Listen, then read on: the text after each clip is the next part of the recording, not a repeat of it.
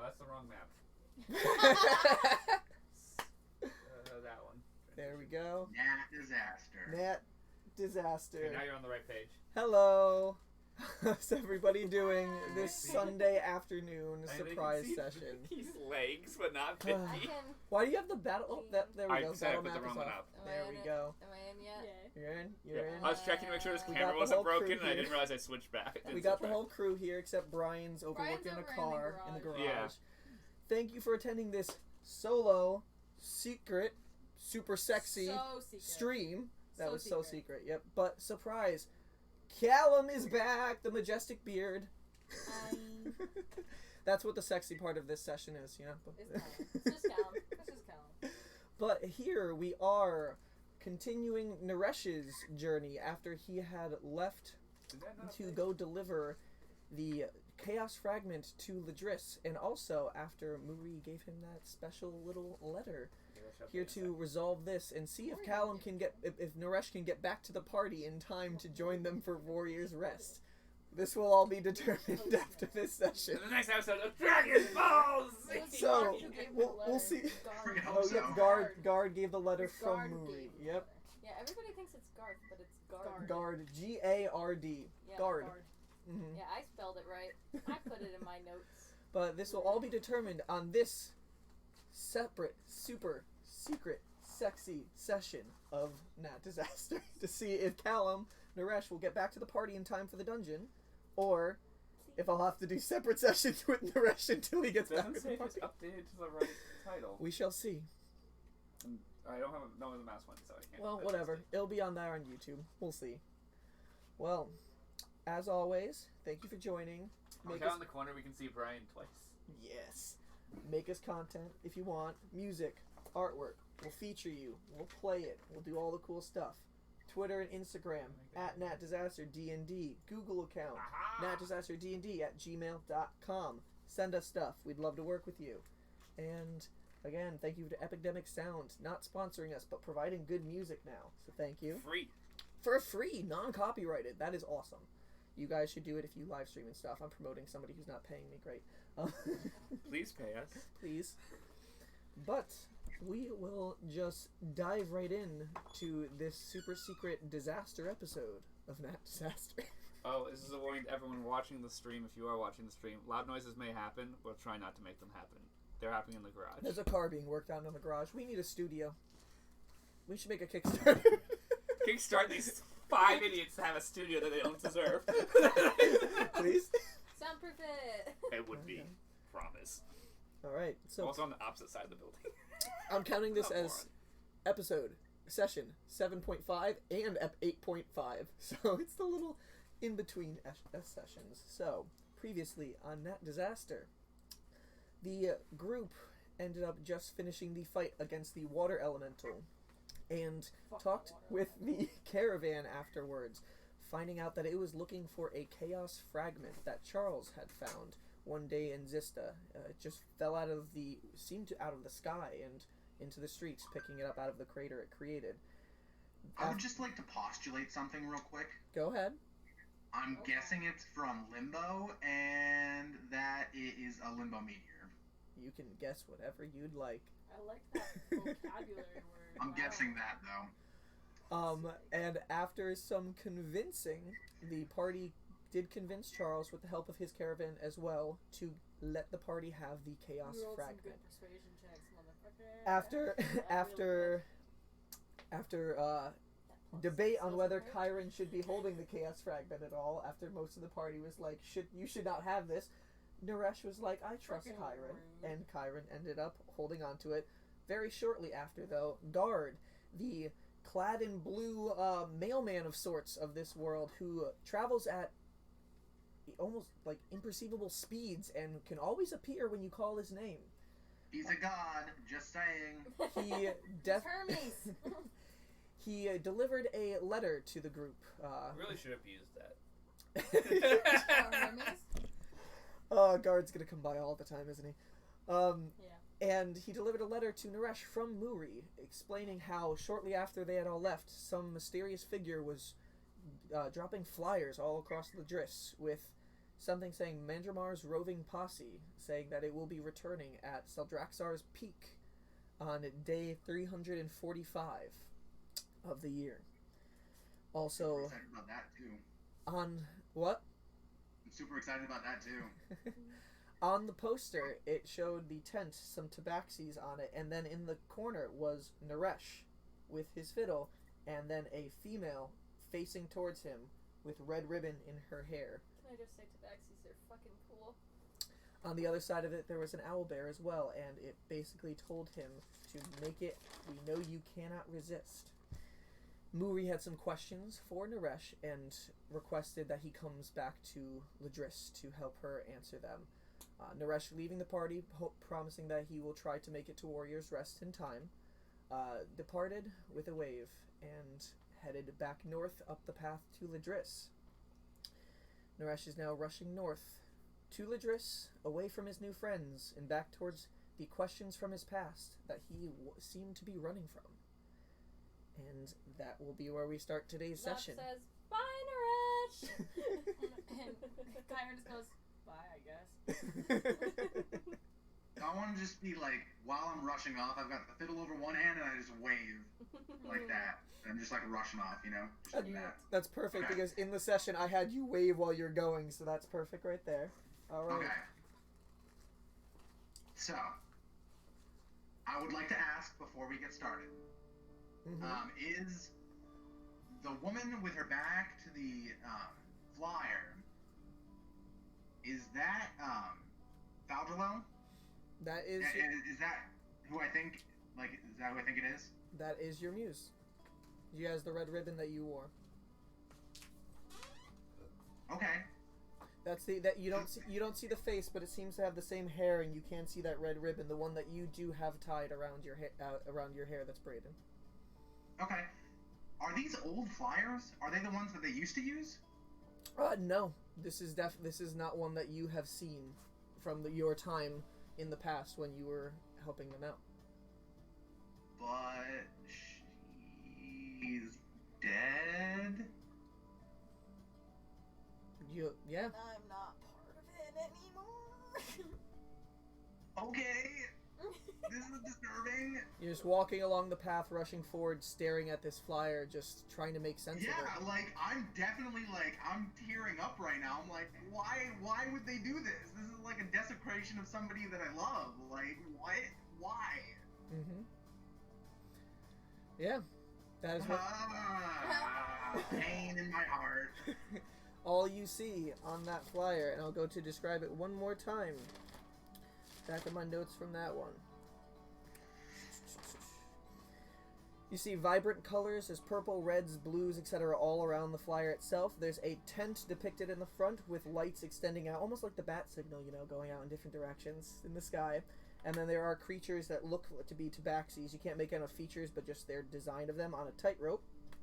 You are depicted in the bottom left with your fiddle, and there is a smile on your face, and in front of you there is the woman just facing you, her hair tied in that red ribbon, and then there is a owlbear fighting at night on the right side, and it says, Maldramar's roving posse returns, now featuring tabaxi acrobats, reviving the show on day 345 at Seldraxar's Peak.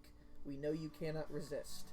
And then in the darkness behind the tent, you see red eyes with a smile behind them. Okay. Yeah. Okay. So I gotta go do this thing.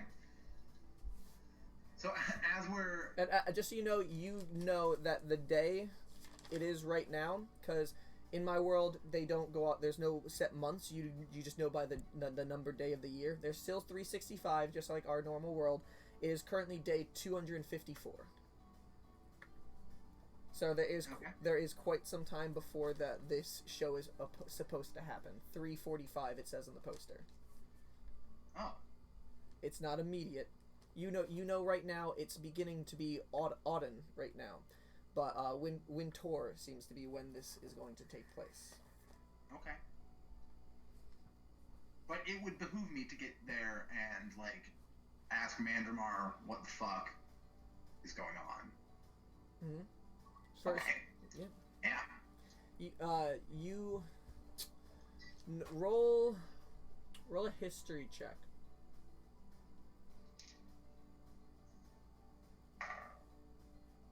Yas, nat 17, so I got an unnatural 20. Was that with disadvantage because you're in sunlight?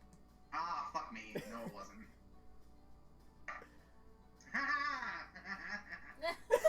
16 still. So that's a 19? Yes, it is. Alright. So what you know about Sildraxar's Peak. So Sildraxar's Peak is a cliffside, a infamous one, that is to the east of where you grew up, Silent Hollow. Pretty far. It's not like a neighboring, but it's next to it in the northern province of this continent. And there is a legend about the peak. The peak used to be known as the Planar Peak. But one day there was a man called Sildraxar, a demigod, who did fall for a mortal woman. This woman in the legend did fall prey to a paladin of Ilis. Ilis is the goddess of rebellion and tricks. This paladin was called Stefelvin Acombra, and he is a drow from Silent Hollow. This is why this legend is very well known in your area and something you did grow up hearing. After her death by this paladin, the demigod, who is a child of the goddess Villimus and a different tiefling, he vowed vengeance against Stefelvin and Ilis.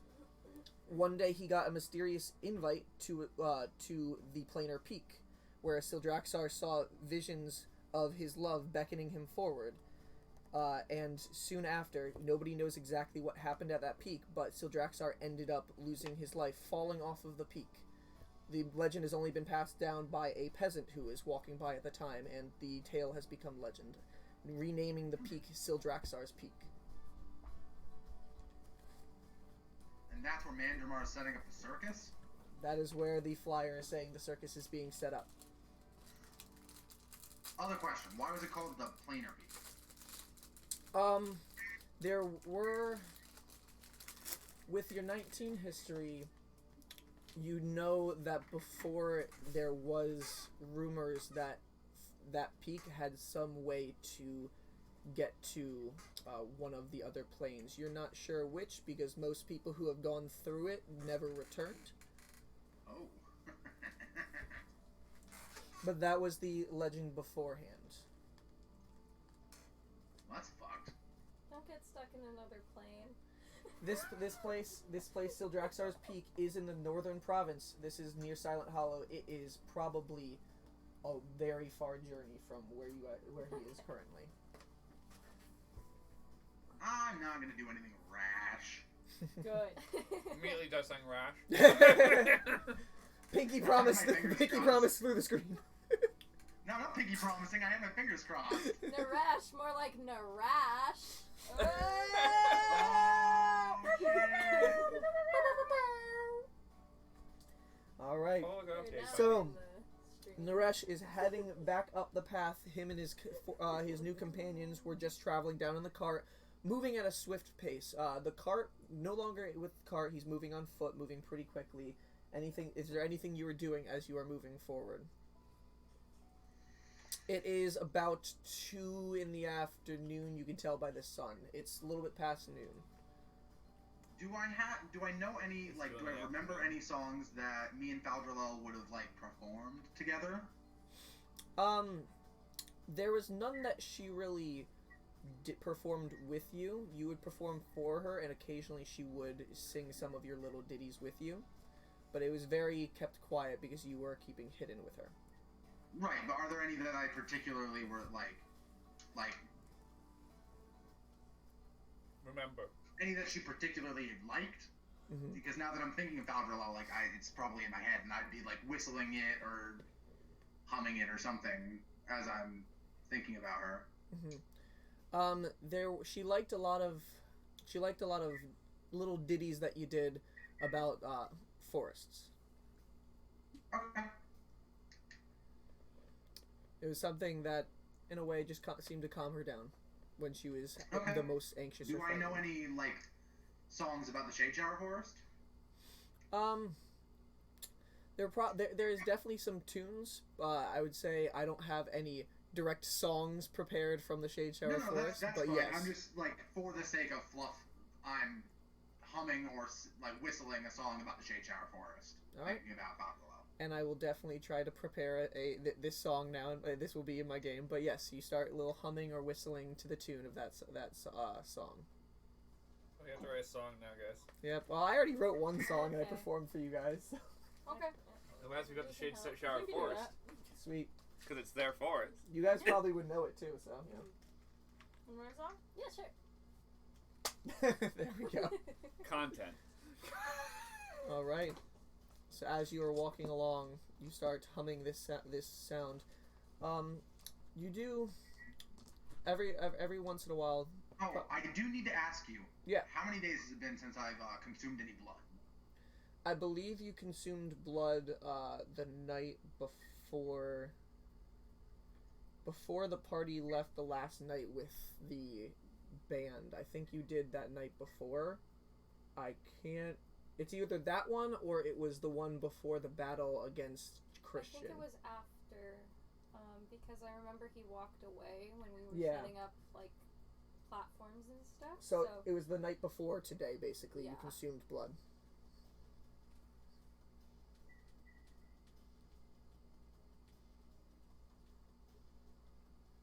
Okay, so if I consume one today, it's not going to be an issue. Nope, you can right now to reset it, but you don't need to for a certain amount of days before it starts becoming an issue. One thing also, Okay. because you are a vampire, you don't need to rest. The only reason you need to rest is if you wanted to regain anything like your spells, your hit points back and stuff like that. If you do keep on traveling the whole time, there will be constitution saving throws for exhaustion from just traveling for too long, but it's not that high of a DC and everything, so you can travel straight through the night if you wanted to. Yep. All right. Okay. I appreciate that. No problem. As you are traveling up the path, occasionally you do see a peasant or a merchant will just walk by. Nothing seems more than just fruit in their carts or anything like that. Nothing of sustenance, but one's heading in a cart down to Zista, and then just one of them is just moving with a backpack. Okay. They wave as you pass by, but don't I wave to them speak as well. anything. Like, trying to give them a friendly smile with my lips closed. All right. And afterwards, they just pass you by. If there is anything you would like to do before you get to this, you can get to the site of the battle against the Gandits by nightfall. Oh, wait, hold on, wait, what did I say? Nightfall, or, hold on, I put it right here. No, by the morning. So if you went straight through to the night, you would get back to that battle site sometime in the early morning. Right now, it's still it's pushing into the evening of the same day you left. So you still have a lot of time, but you can judge by the distance and knowing how far you can get in one day's travel, for, just going straight through, you can gauge that you'd be about there by sometime in the morning. Okay. I'm gonna do that. My aim is to get there as quickly as possible. Okay. All right, traveling through the day. Again, you don't see too many people. It was just mainly just those two merchants. It seems like the path isn't as occupied as often anymore, especially with the way the world is becoming right now. People are knowing it's becoming more dangerous, so less people are making travel from different cities and towns to other cities and towns. So you travel through the night. As soon as the sun does go down, you feel the warmth of the ring underneath your bandaged fingers just dim down, and to the point where it's just cool to the touch again, knowing you are now in darkness. Once darkness falls, I would like to refill my rations. Okay. The rations of blood? Yeah. Alright, what are you going to do to try to refill the rations? So as night falls, am I still I'm still on the path? Yep. What is around me? To your left, there is the river. You can hear the flow of the water just moving slowly beside you, and you can see the forest a short distance beyond that on the other side of the forest. To your right are the hills of the grasslands. Okay, fuck the river. So, I guess I will go into the grasslands and begin a hunt of sorts? Like for, would I have a general understanding of like how much blood would be in a creature and how much I would need to fill up a ration? Yeah, it seems like from your time being a vampire, you're able to accurately gauge how much blood is. I'd probably say if it's something you're not used to, that's something that's not native to the north, you would have to do a medicine check to gauge how much you'd be able to get out of there, and also take a medicine check to see how much you could properly get out of its body. Okay. But it seems like a medium-sized creature can get you easily one full ration's worth. Small ones, if you are able to get it completely out, you can get basically enough for a full ration, but it depends on how well you are able to drain the blood out. Okay. Then I will.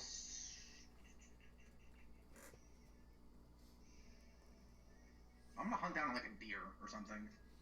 All right, give me 1 second. Prepares for combat with deer. Prepares deer combat. Yeah, this would be a survival check. See what you can find in the grasslands.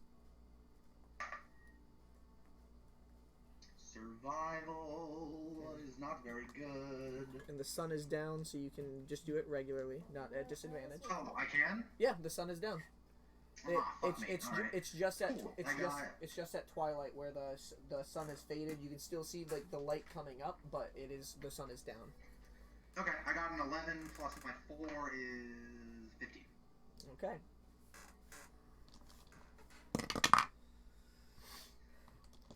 Alright, you head over the first hill to your right of the grasslands, and you can see that a short distance away, you can see a small pack of coyotes just wandering through the lands.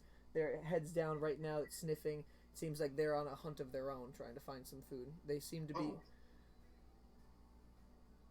Well, go ahead. Okay. I see the coyotes. Yep, they're probably you're peeking over the hilltop right now, and you're seeing down in the valley part between some of the hills. I'd say they're probably about 100 feet from you. I want to stay downwind of them and try to capture 2 of them. All right. So you're gonna be trying to stealth to get close to them, okay? Right. Yep. All right. Roll a stealth check.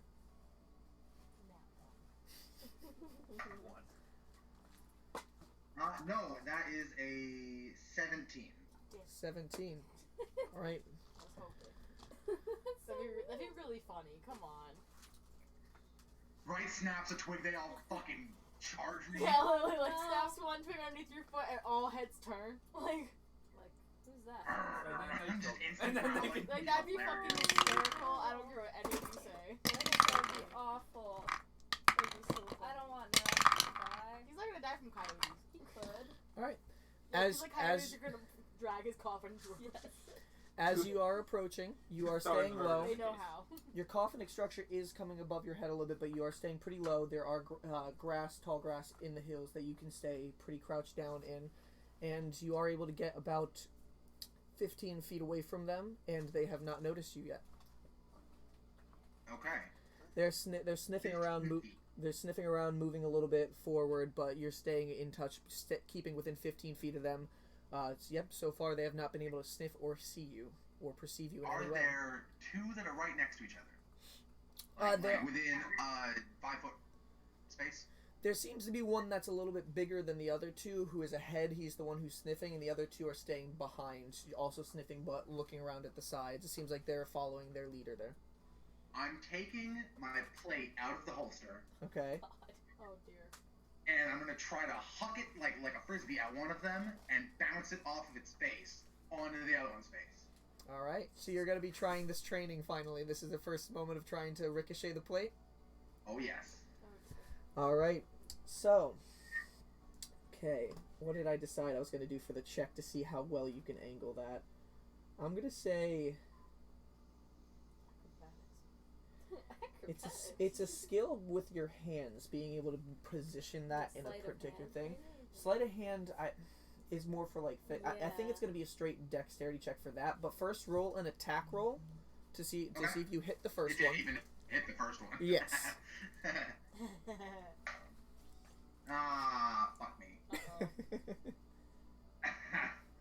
Okay, so 7, 8, 9. Does a 9 hit? Unfortunately, you throw the plate and it smashes right on the ground in front of one of the coyotes. Yes! I'm so good at this. Right in front of the coyotes, it hits the ground right in front of them, shatters, and the coyote jumps back a little bit. The plate reforming back in your hand, and they now turn in your direction, and they saw where the plate is coming from. All three are looking at you. They start baring their fangs. Oh boy. Okay. Do I have one more action before they either come or disperse themselves? Yep, they see you, and they're slowly just starting to move. They're growling and baring their teeth at you. Okay. I'm going to, shrug my cacophonic structure off my back and make myself look small so that they continue to approach. Okay. Alright, the cacophonic structure goes down, laying flat on the ground, hidden amongst all the grass, and you are now much smaller. You are hidden within the grass, and they start approaching, and two are going to lunge towards you to try to attack those two front ones. I'm going to say roll initiative. See who can attack, who can get first. Hold on, I'm getting a call. Alright, no worries. Once before I did that. I was like, Hold on, I'm getting a call. Short intermission, no worries. Hey. Hi, what's up? I will... I just saw you We were hear online. that I wanted very to know loud. if I'm very busy.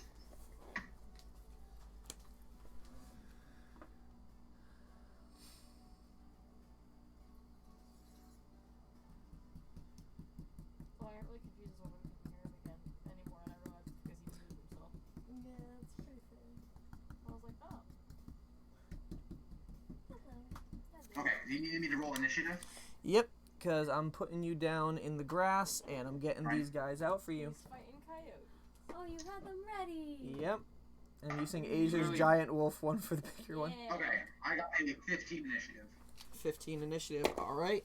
Okay, let me see what the coyotes get. Did you really buy them for this purpose? Well, you may run into wolves and coyotes a lot, so, it's just like, let me get That's some. fair, yeah. Alright, Naresh, 15. Alright, what do they have? Okay. You okay? What's that? It's clearly an older Expo marker and it smells real bad. Oh, okay, yeah. It's like an Expo 1, so the thing reeks. Yeah. It's like elementary school. Oh, do you want me to go to battle camp? Yes, you can. Alright. Okay, cool. So, starting off as this approaches, the first two are getting closer to you, but their leader just comes and charges forward.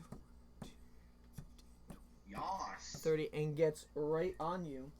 And he's going to make a bite attack against you. Oh, that was not enough power.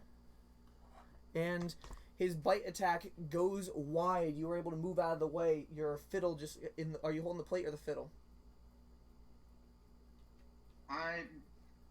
The plate, I think, still.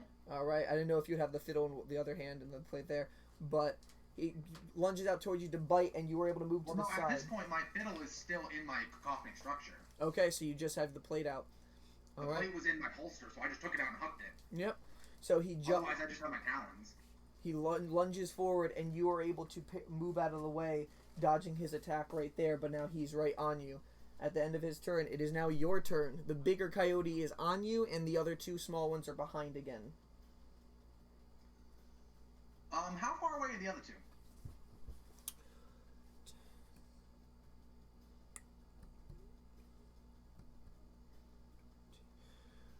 They have gotten, they're still about the 15 feet from you. I put them 20 feet back, but they're about 15 feet.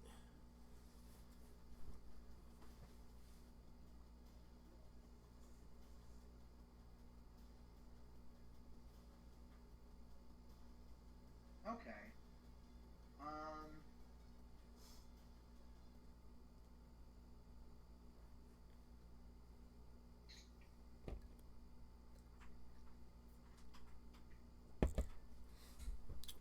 So the one is in front of you within 5 feet, and the other two are 15 feet behind it. Okay. I'm gonna use my bonus action to teleport to the other side of the coyote. Okay, so behind him, he is big, but he's only in this 5-foot square, so I'm turning him there. So you're teleporting to the other side of the... And I'm going to add one of my bardic inspirations to make the DC higher. Okay. So what kind of save do they need to make again? Strength save. All right. Against a 16. 16.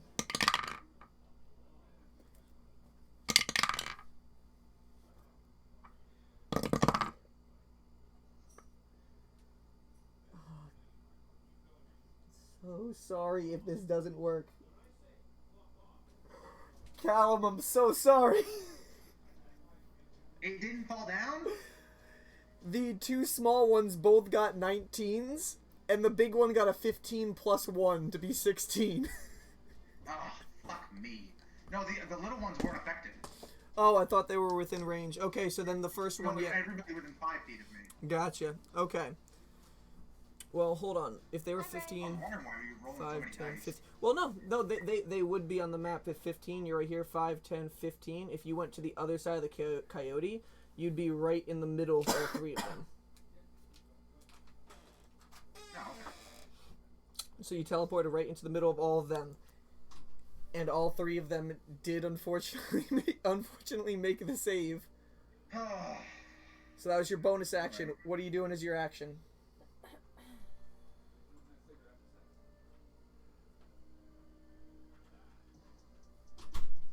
I'm going to bite the wolf.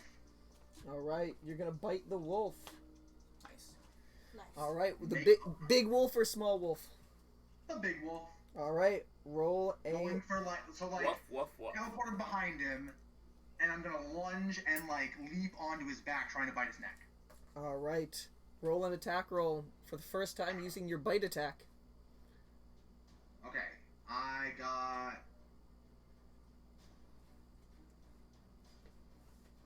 an unnatural 20. Unnatural 20 hits, roll damage. Awesome. Okay, I do.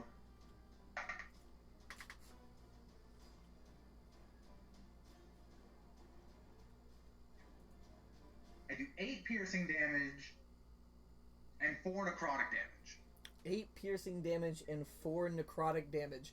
As you bite into this wolf's neck, just dealing that piercing damage and that necrotic damage energy just filling through, it just gives out a little yelp, and he just looking at you growling, and then just turns and falls to the ground. I also, because I bit him and would have been draining his blood as I'm biting him, eat 1 ration of blood. Alright, so you refilled with one... Which, if I was damaged, would have healed me a little bit.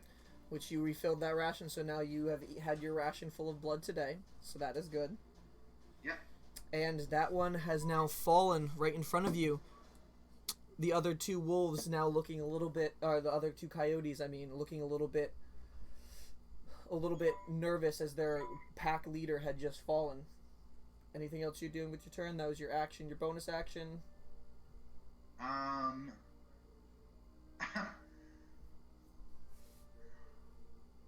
So I'm gonna get up, wipe the blood off my face, turn around, and just start growling at them gently. Roll an intimidation check. Woo!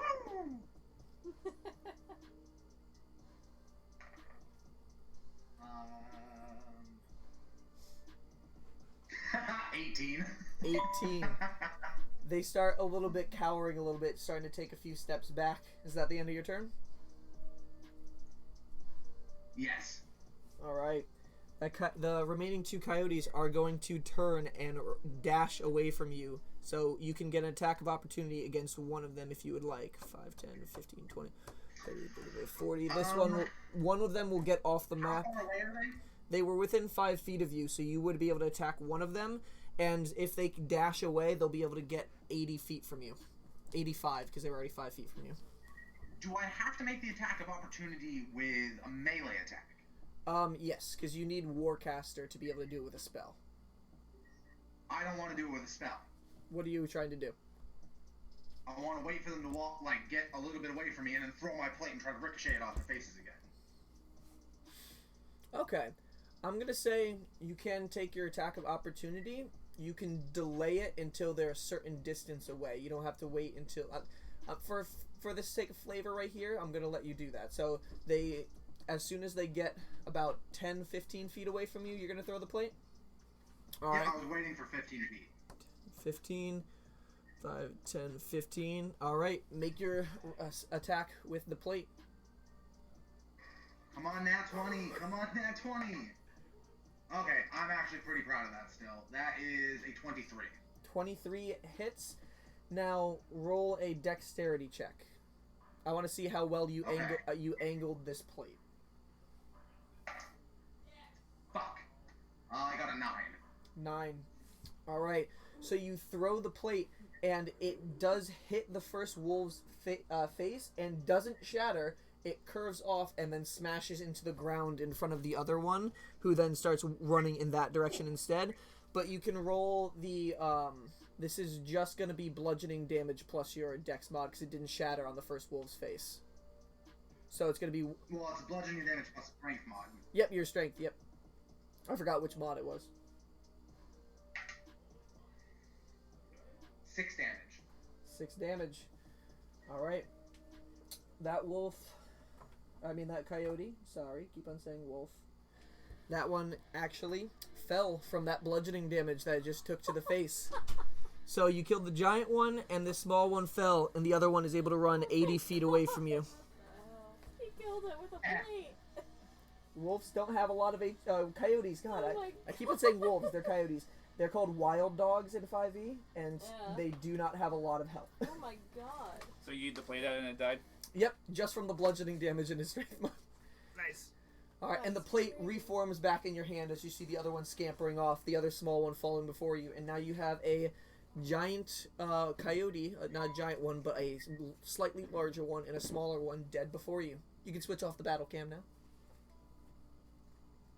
No more fighting. Unless you want to try to pursue the other coyote, but it's 80 feet away from you, 85 feet away from you now. And it's running faster than you, probably. No, I'm gonna leave that one alone. I'll Alright. tell the others. Go tell. So I guess I'm gonna harvest Battle cam switched off? rest of the Okay. Yes. blood from the big one and the blood from the small one. Alright, what do you still have some containers left from the empty vials that you drank already, right? Also, I turned the audio a little bit up, so I don't know if that's going to make us louder. I have a maximum of 10 vials, and I have 8 of them that are full right now. Okay, so you have 2 vials that you can attempt to fill, so I'm going to need you to roll 2 medicine checks. See how well you can be draining the blood out of these wolves. The first one's going to be for the big one, the second one will be for the small one. What'd you roll? I rolled a 1. Well, it doesn't matter. I rolled a fucking nat 1 and a 2. Oh god. Alright, another nat 1 for Naresh. So you get nothing. Your nat 1s are now higher than your nat 20s. Welcome to Kyron's life. Fuck you. I Oh, only big get fuck nat you. 20s on unuseful things. Like that one stealth check. Like that one. That So one- as you are cutting, as you start trying to slowly cut or break apart the skin of the big wolf, you're using your talons, right? Yes. Your talons accidentally tear through the skin in areas you didn't want to, and it just starts pouring that blood out of its body onto the ground. Unfortunately, you may be able to get a few drips of blood if you held the bottle there underneath it, but it won't be much, like barely anything. Not even a fifth of the jar would be able to be filled up. And I'm not worried about it then. and as you go over to the small coyote, you try again, just trying to be a little bit careful, but again, your claw just tears a little bit, and it's now what's the 2 plus what's your medicine? Medicine is 3, so I got 5. Okay, with that one, with the knowledge of what just happened with the larger coyote, as you accidentally make that little tear, you do have the jar prepared, so you think you'd be able to get the majority of it in there if you tried. Not full jar, but you can fill some. If I can't get a full jar, like, it's not going to be a full meal. I'm not worried about it. Okay, so unfortunately, the carcasses do drain out of their blood onto the ground, and you couldn't get anything out of it. But you did, you were able to get some blood from the bite attack that you did on the first coyote, the big one. So you are. I got a meal for the day. So you got a meal for the day. All right. All right. Now after the Vsauce, but whatever. so the sun has completely set now. It's no longer twilight. The darkness is surrounding you now, and the woods is now open. You can go. You start. I mean, not the woods. The fields are still open and dark. You can try to get back to the path. You can stay within the grasslands as you head north. What are you doing? I'm going to Can you erase that? go back to the path and continue to head north. Good. All right. Good. Everybody here is just like, Naresh, stay on your path. We want you back. Please We don't want you die. back. Don't die. We want you back. Look, Naresh has a fan base. We are the Naresh fan base. Party. It's his party not wanting him to die because he's Oh, helpful. just wait till just wait till I get to the explosion place. Oh, God. Which you are, I know what I'm doing. Oh, which you God. guys, which you are able to travel throughout the night without any issue. You make it as you start, the darkness of night starts alleviating. You can feel a little bit of light piercing through. You look on the horizon and you can see the light starting to arch in the distance. It will still be maybe an hour or so before the sun's up. God. You do make it. I've just knocked everything over. You do make it over to the familiar campsite.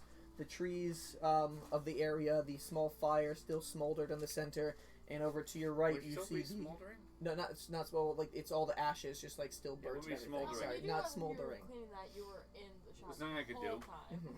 Yeah, I could do. But you do see, it looks like nobody has used this since you guys have. And over on your right, you see the collapsed rock walls still just all collapsed in the center, jagged pieces pointing out everywhere. It's no longer sound, it's sound structure. It is flowed a little bit down and is like a little path of rocks up to that part of a hill. Okay.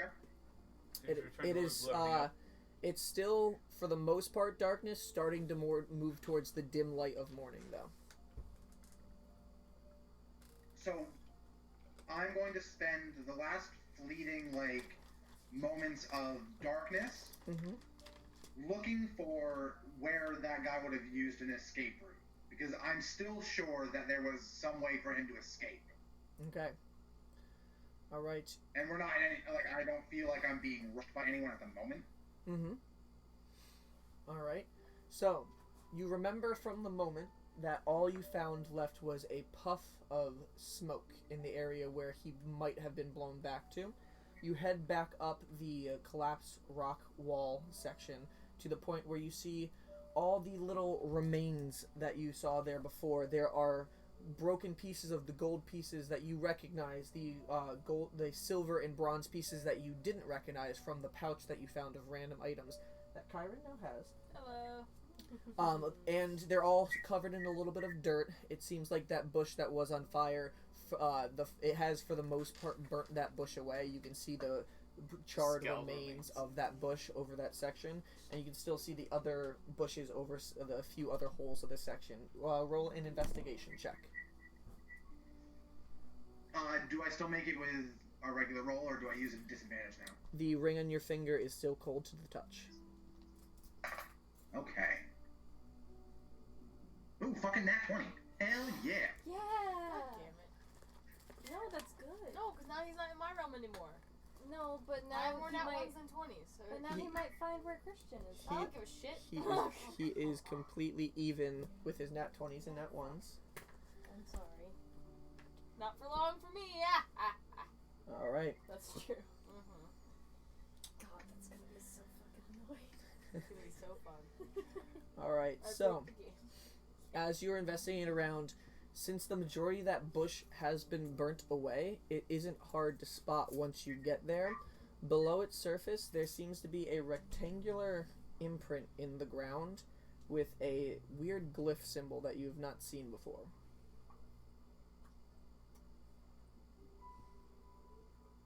I am going to cast a detect magic because I want to get this shit done quick and get underground before the sun comes up.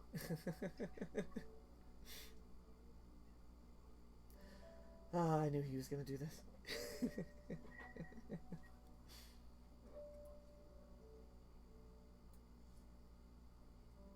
All right. Are you doing it as a ritual or a It's okay, spell? I'm gonna be fine. I'm gonna be fine. Doing it as a ritual or a spell? I'm casting it as a spell. All right. So make sure you mark off that spell slot. I So, did. so as you do cast detect magic around that area, now holding the concentration on it for 10 minutes, you do notice that around that glyph, it seems like there is magical aura coming off. Seems to be a school of abjuration.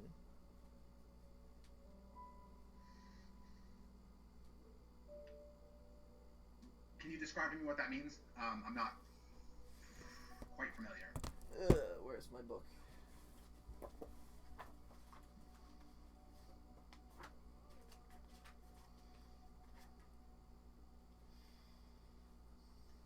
So the school of abjuration emphasizes magic that blocks, banishes, or protects. So it seems to be a type of magic that is sealing something. Oh, shit. Okay, so it's probably like a glyph of warding or some shit. You have seen glyphs of warding before. The traps that can end up in having some magical effect when they're trying to be tampered with. It doesn't look like a glyph of warding that you've seen before, at least.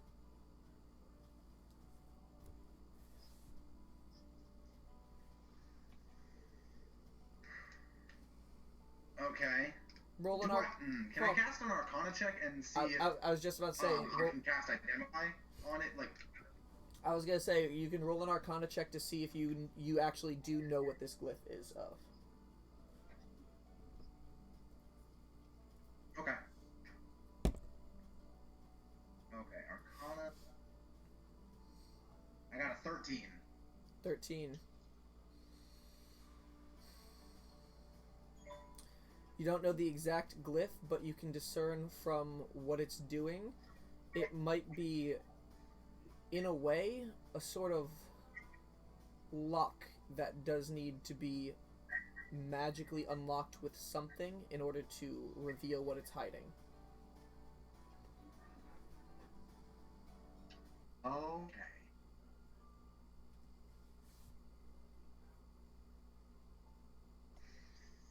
Fuck.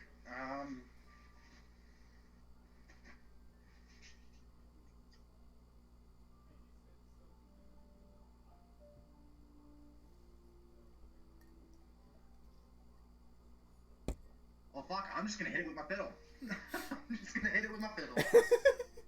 Alright, you take your fiddle, wielding it in two hands, and bash it down on the ground.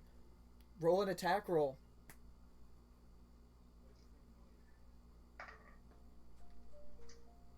I got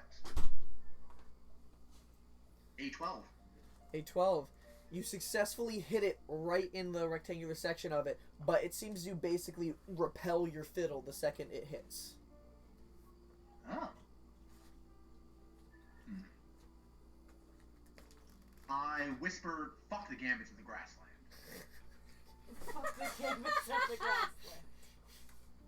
Alright. Fuck them and having a name that doesn't make any sense because it's not a real fucking word! Bracket already said that. Yeah. Bracket. The wind of the morning just passes by you as you do that, taking the words whispering on the wind throughout the grasslands. It's not too loud or anything, it only travels far, but just a nice normal morning breeze passes beyond you as you say those words. Fuck the gambits of the grassland. I feel like it's a code word. Like, I feel like I need a code word. And fuck the gambits of the grasslands is the code word. The door opens up.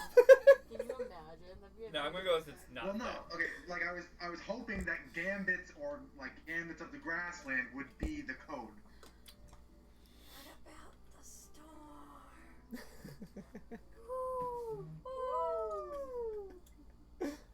Vane I says, don't know how to make a storm. What? I don't know how to make a storm. No, that's not what I'm saying. All Naresh knows about the storm is how Christian said it to Yeah, I know. to Jinrash. The storm knows you. Yeah, it's not enough to. Well, yeah, but what I'm saying. What else are you doing in the area? Try.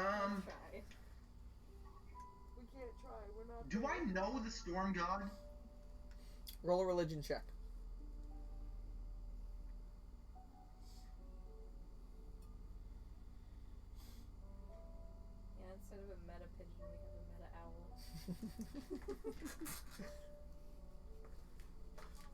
Good, now I can talk about religion to the owl.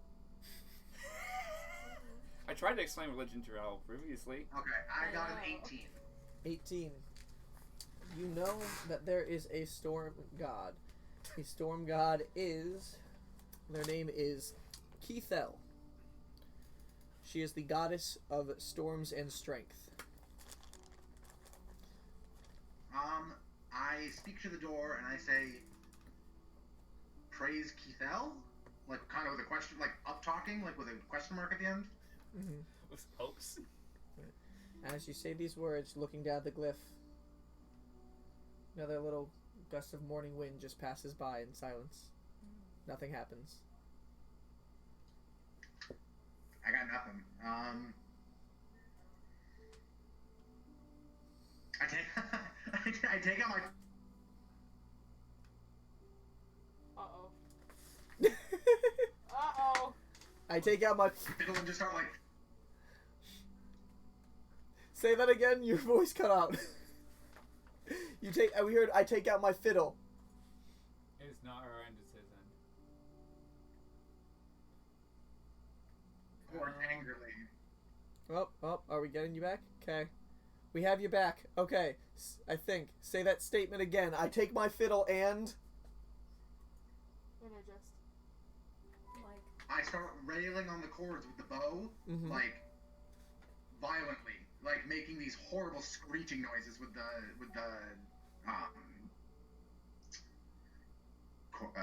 fucking strings? Yes. That- The strings? yeah, strings. The bard who doesn't know what instruments are. Alright. So you're making this, the music does carry throughout the area for a little bit, reverberating through some of the hills. Oh, it's not music, it's just shrieking. It's not music. Oh, just It's just shrieking. the shrieking just carrying throughout the wind of the local area. I need you to... Alright, I guess I'm gonna wander away, because I need you to roll a perception check. Okay. Yas. Perception. I got 23. Another 18. 23. Alright, as you finish doing this and right before you're about to turn to head back to the path, out of the corner of your eye, you can catch with your dark vision. It can help you see in dim light as well, pretty well, better than humans. You can see around one of the hills in the distance, there are two bandits that are starting to walk closer. You can't hear anything that they're saying yet, but they just start... It seems like they got drawn here by something. Maybe from the shrieking of your fiddle. Cool. I'm gonna just, like... They're just dressed in normal bandit attire, the ones you saw from the ones on the hill. It's a brown clothes, leather armor on. They have bows in their hands. Arrow just knocked, just getting ready, just in case they see something. Knocked. But So I, like, dramatically drop my fiddle and, like, throw my arm over my forehead and say, "Oh, woe is me! Oh, darn! Oh, drat!" oh dear God. You should see the face Brian just made when we walked in.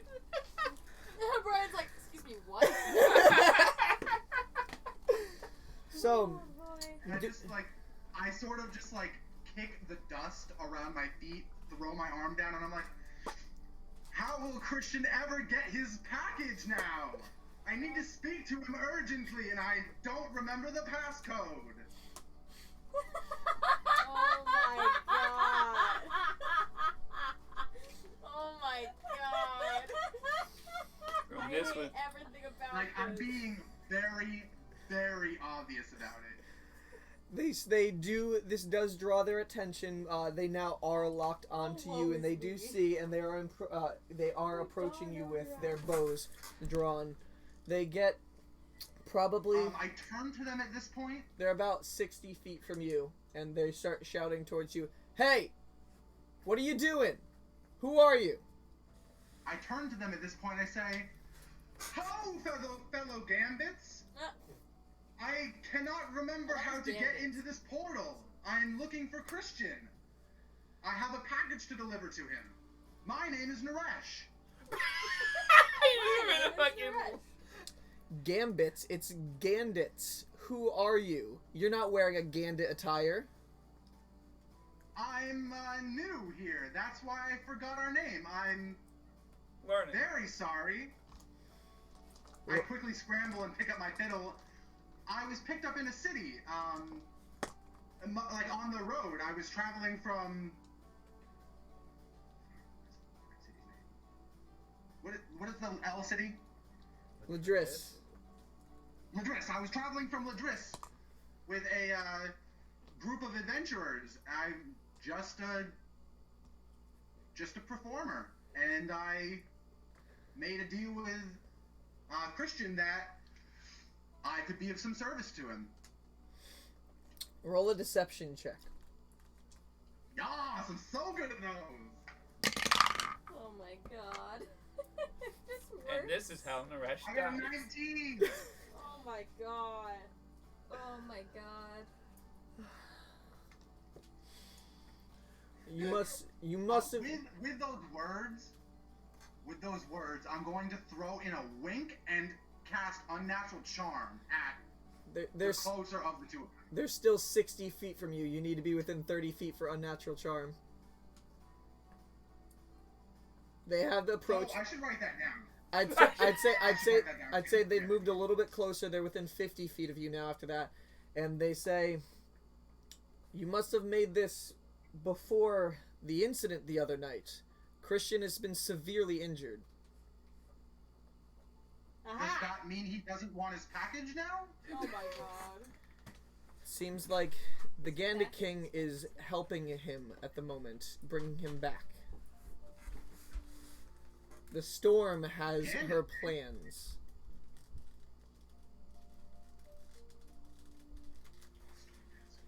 I whisper that under my breath as they continue to approach. You should know by now. And I look up to them. What? If you truly have been invited here, you should know by now. Only the lieutenants have a way to get into the underground. I did not know that. I apologize.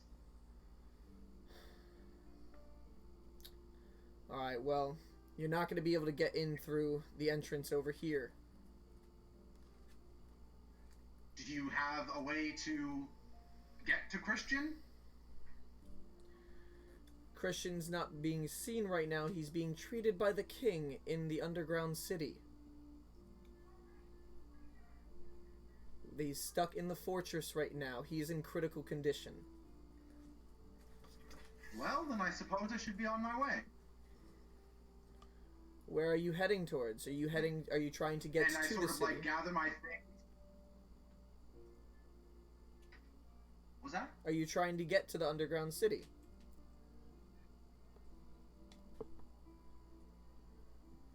Yes. Yes, indeed.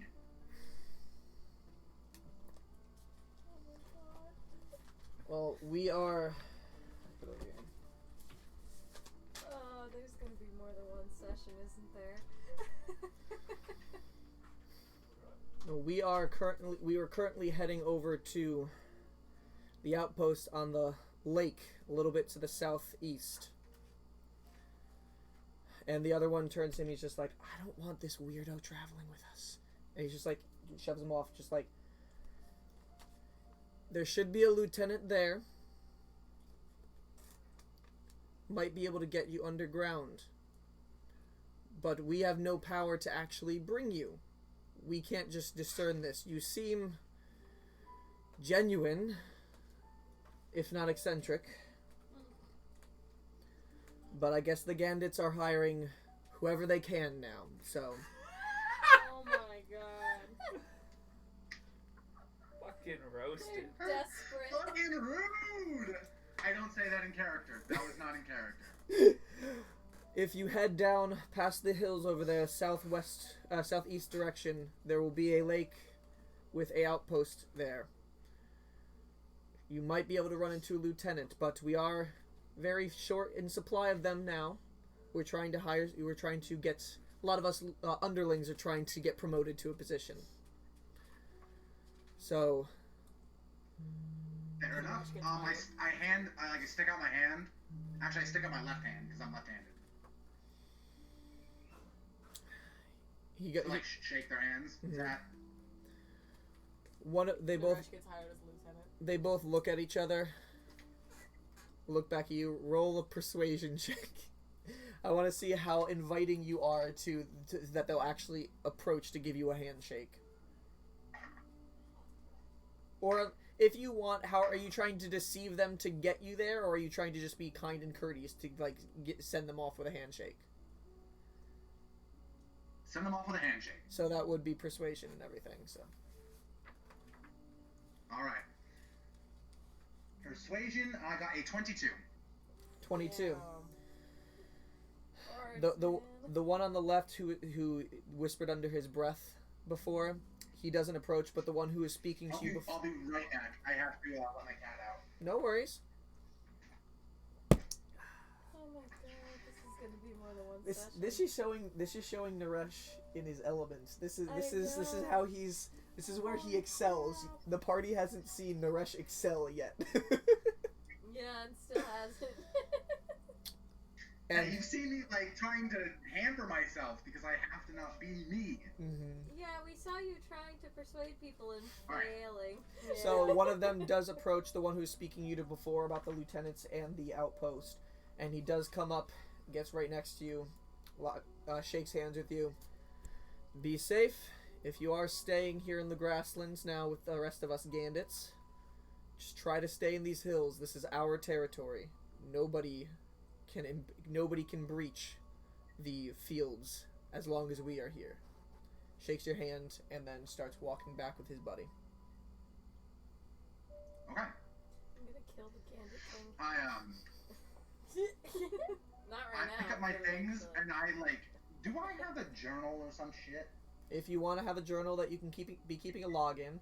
Does Nock actually have an actual definitely. physical journal? Yes. Okay. So yeah, Nock, basically everything she's been writing down as Vicky, she has a journal. She's been writing down this important stuff. So if you would like to have a journal, go ahead. Yeah,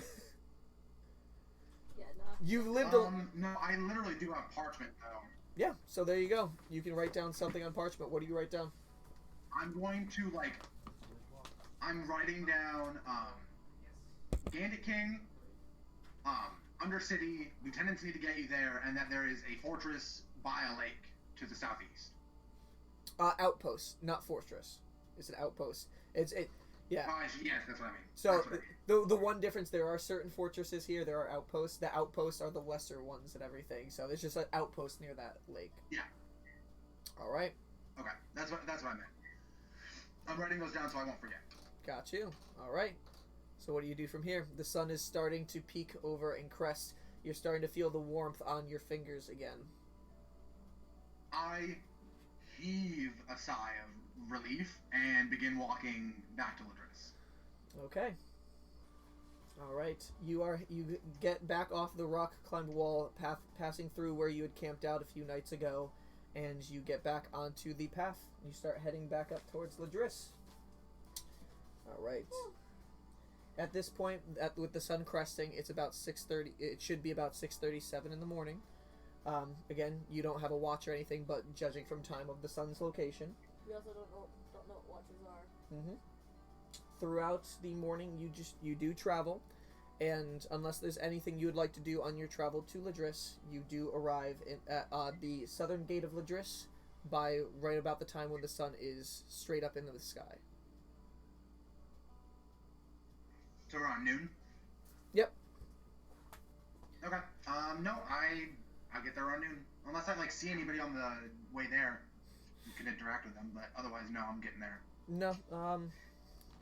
Let's see. No, the path is pretty much clear. No travelers you interact with on the way down. As you do see Ladris approaching in the distance, you can see the same gate that you had left out from a few days ago, and the familiar sight of Ivo is at the southern gate. Cool. Do you mind if I take a small break? Yeah. All right, give me 1 second to call Conlon back here so we can put it on a small break. So hold My on. dog's trying to get outside. Yeah, no worries. Conlon, tech person. Okay, I'll be right back. I just need to take him out. Tech Jesus.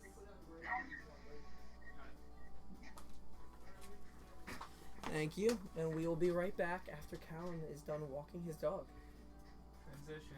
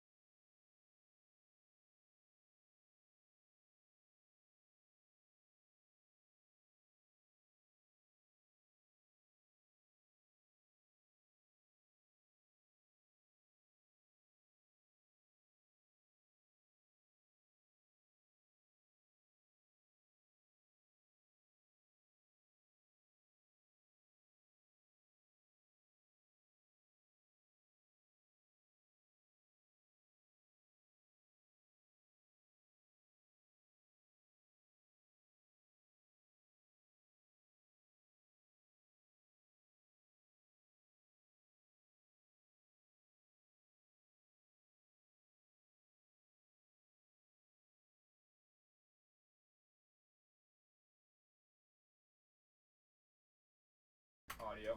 Go. All right. So, we are back as Naresh is slowly approaching the southern gate of Ladris, the town they have left a few days earlier with his companions. Ahead of him, he does see Ivo, one of the twin trickster guards of the town, just watching the southern entrance. As you are approaching, you get closer. Ivo stands up out of his chair that he's sitting in. He's just like, "Oi, it's you. Back so soon, huh?" Muri summoned me for some urgent business. I'm not surprised. You've been the talk of the town. And he pulls out of his bag and he shows you the flyer that he has on his person, the same one that was mailed to you from Muri. You part of a circus or something?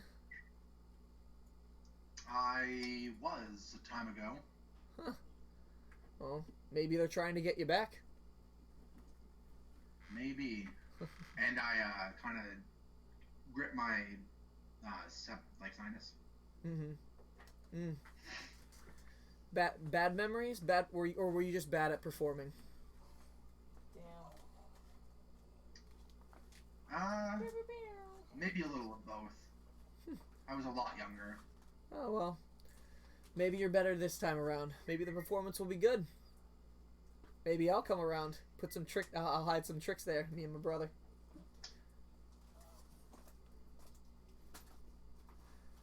I sort of just brush by him and into Ladris. Turns.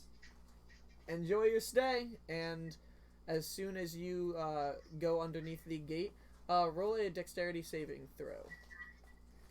Oh god. With I disadvantage. got an 18. Is this Son of a the bitch. saving throw? Yeah. Oh, yes. 17. 17. Alright. As you are walking underneath the gate, you just hear something from above, and you look up, and there's a pail of water that starts falling from the top of the gate, and you're able to move out of the side. It crashes and clanks right beside you, the water spilling out, and Ivo's like, damn, thought I can get one person today. You're quick. Would that have melted my skin off? It wasn't running water, nope. That would have been hilarious. And then he'd be like, It's like, you're quick on your feet. I'm allergic to water, you fool! I'm allergic to water, you son of a bitch. Are you actually trying to convince him that you're allergic to water? What? Yeah, pretty much. Alright, deception check. It's all fries. It's a whole menu. With disadvantage, you're in the sunlight. No, I'm gonna stay here so stream and idiots. Are you going to McDonald's? No. Nope. Where are you going? Yeah, Fry board. I got a 12. Get me some fries? Want just normal fries or do you want special fries? Regular fries. Thank you. The fries with the good You got a cheese 12? on Okay, them. your purchase. Fries with the good cheese. Good cheese? Yeah, good cheese. And wow, it's gonna be fresh instead of being delivered where it takes forever. Ivo looks at you a little confused. People can't be allergic to water? Come on, just take a joke well. And just goes and sits back at his post. Some people. Some people. All right, and you are now back in Ladris.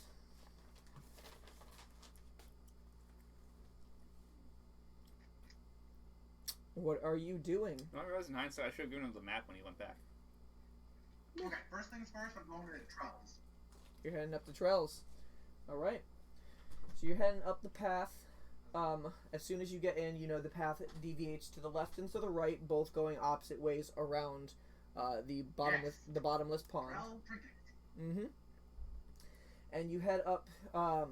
It doesn't matter. Both will get you to the same place, but just for the sake of what you'll see on the way, do you take the left or the right path around the bottomless pond? I will roll a dice to see. You guys have gone the left path before. You I haven't will take the left path. the left. Okay.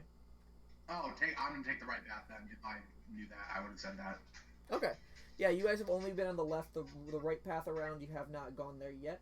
So you take the right path, and you go it's slightly longer, but not by much path around the bottomless pond. there are about 4 houses on your way, and you do see that there is a lot of people gathered around the second house on your right. They all seem to be gathered around it. Some of them are crying. It seems like there's, it looks like in the backyard, it looks like there is some sort of funeral going on, like they are burying someone. Roll a perception check.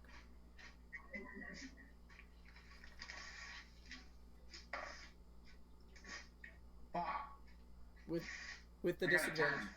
10. That's still enough. That's still enough to catch a glimpse of what you see there. Over near, you see the group of people gathered around where they seem to be burying the body, and in the background, a little bit further from them all, you do see. Let me go to the description of where it was before.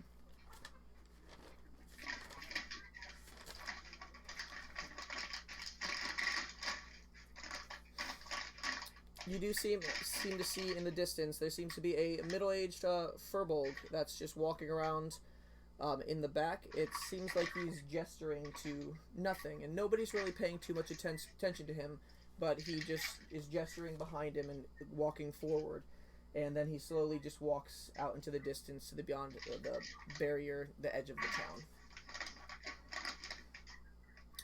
As you move forward up the path... Can I go talk to him? Yeah, you can go up. You can go up and talk to him. You'll have to run past the people in the funeral and just try to catch up to them. And you run up, and what do you say to get his attention as he's walking away?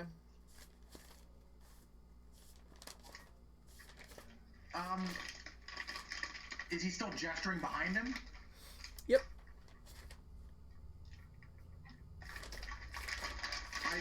I whisper scream at him, like, hey, over here, hey. Mister. Alright. Give me 1 sec. Okay. So, this middle-aged furbolg, he has... Sorry, just let me get back to my page.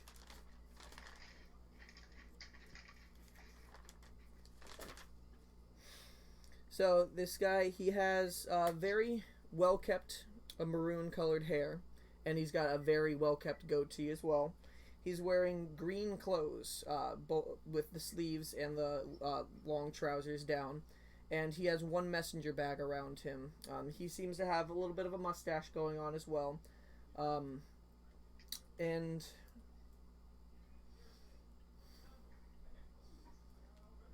roll a perception check. Disadvantage as well still. Yep, I got 2 19s, so 24. 24.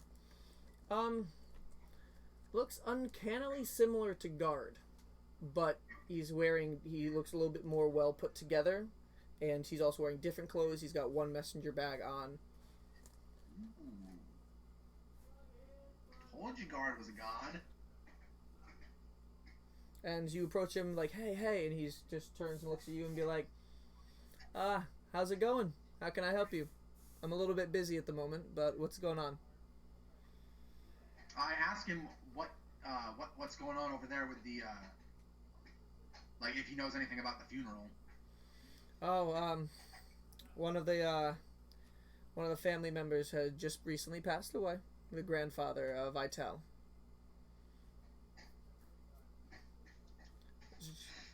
I was just attending the service for myself. It's almost over, so I'm bidding myself farewell, and I have another task to complete.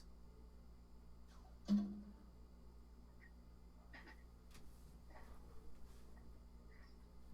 see. Do you know the name of the family member that died? Yeah, it was Vital. Vital, Exandrilo.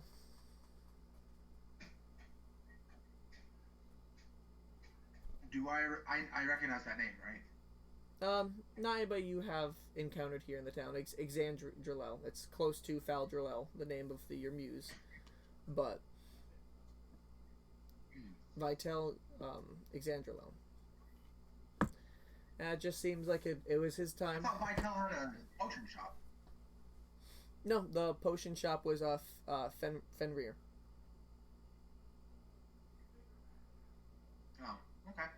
Mhm. Well, I'm truly sorry for their loss. I guess I must be going.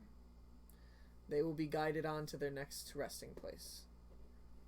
Hope you have a good one. And he turns and starts Truly. walking, also You as well. gesturing with his hand to seemingly nothing again, and walks further outside the barrier of the town.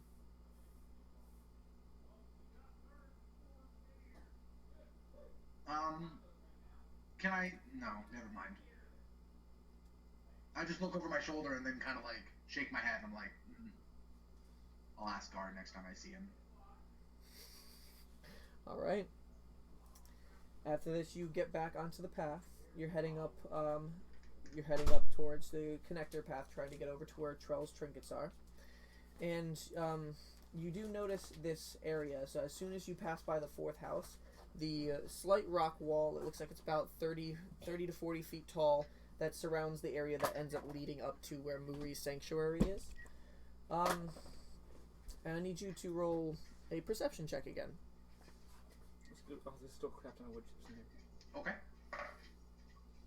Fuck. I got a 9. 9.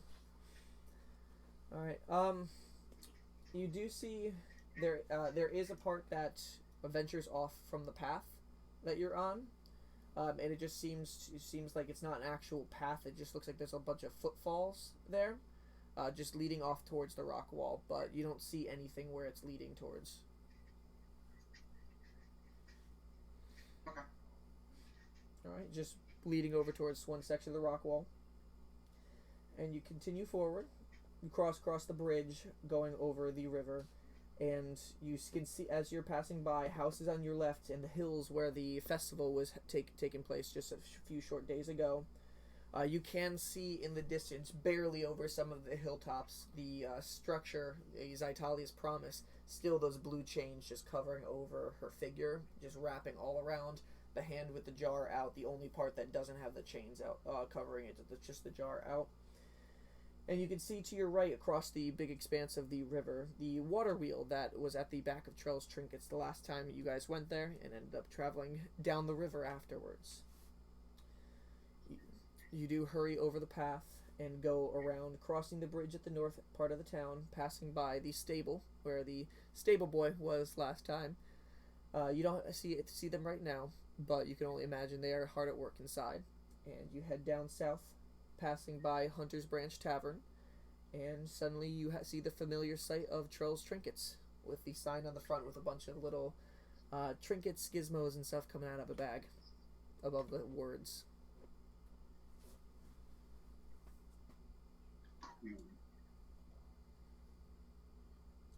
Alright, what do you do? Alright, I like to go inside. Alright. Oh. Wait. So, if I've been inside before, am I allowed to just go inside again, or do I have to, like, do it all over again? You get permission once, you have permission to go inside. I do? Yep. Oh, okay. Well, it's a shop, so I'd like to go inside. Alright. So you open the door and you head inside, and the second you take a step through, you just hear Trell in the background. Yes, what is it? What is it? Who is there?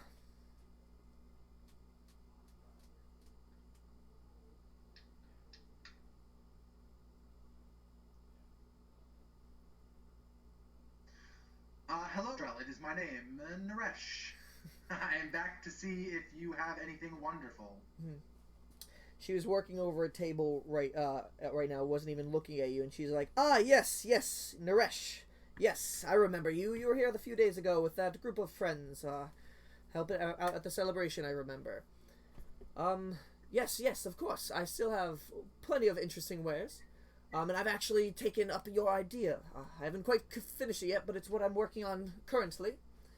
And she gestures, not even looking at you, to come over over to where she's working. And you can see. Okay, I do. You can see there's a table in front of her that she's working out of complete metal, and there's a box of supplies to her right, a bunch of different magical items to help her craft her actual inventions. And then on the actual table where she's working in front of you, there seems to be a pair of 2 leather boots, but they seem to, it seems like she's affixing metal reinforcements around the boots themselves over the actual part of it, strapping around where they come up your ankles a little bit. Just these little metal weights going around the boots themselves. Okay. I ask her as politely as I can, do you have any idea as to what time they will be finished? I have been working on them. You gave me a nice project, and I definitely wanted to finish it. I'd say give me a few more days, maybe four days, at most a week. This should be all set.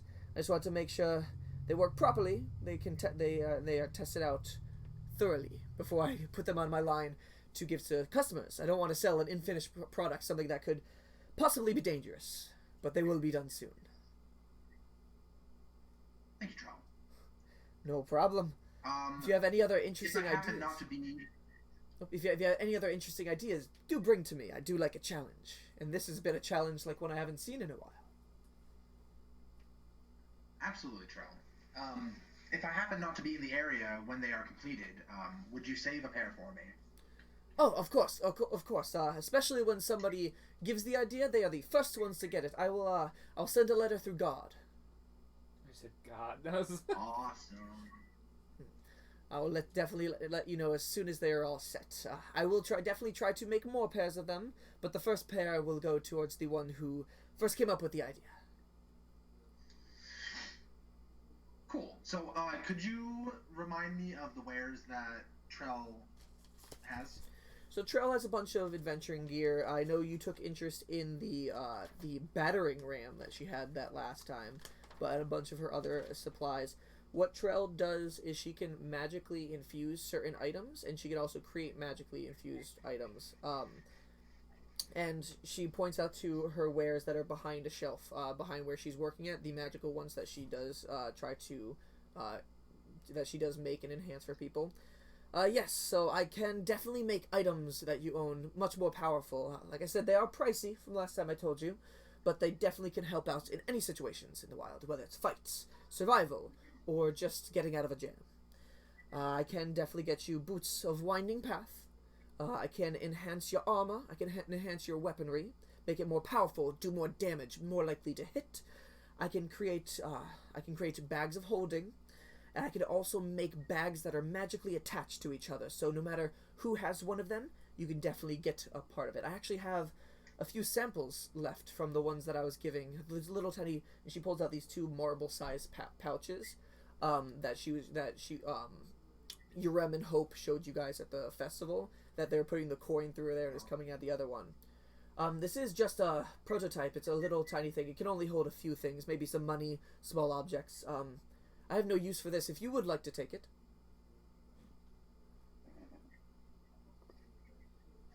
I would like to. Thank you. No problem. And she What do I hands call it. that? It's a miniature many-handed pouch.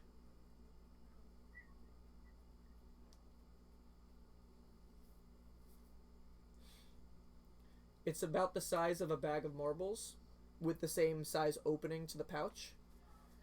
And if you can fit it in there, it basically goes into a different space. And then you can pull it out of either side of these pouches. They both hold it. They're linked.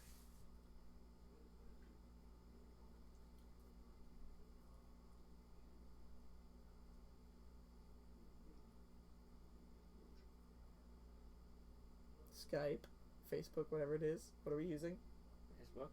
Come on, Facebook. Hold on, I can't hear you. Yep. Nope, it froze for a second. Damn you, Facebook. What was the last thing you heard?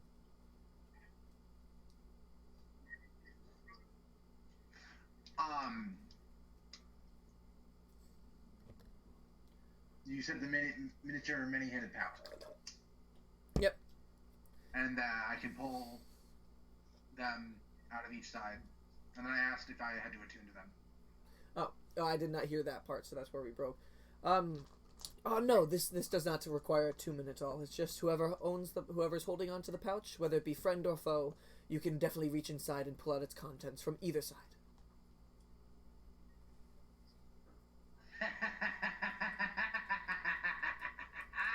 Do you start laughing in game like that? She says friend or foe, and I start giggling. Just curious. What's so funny about that? I don't really understand humor. I'm trying to. Trell, I was picturing trying to feed this to an orc or an ogre or some other type of dim-witted evil creature, and then pulling out their organs, piece by piece. That is quite funny. Ha! Ha That is quite... She smiles back at you. You think differently. I'm sure you'll get. Anywho, I'm sure you'll get the favor of someone someday with that mindset, much as I have. My thought thank you, Trell. was Is there anything else I can help you out with today? I want to know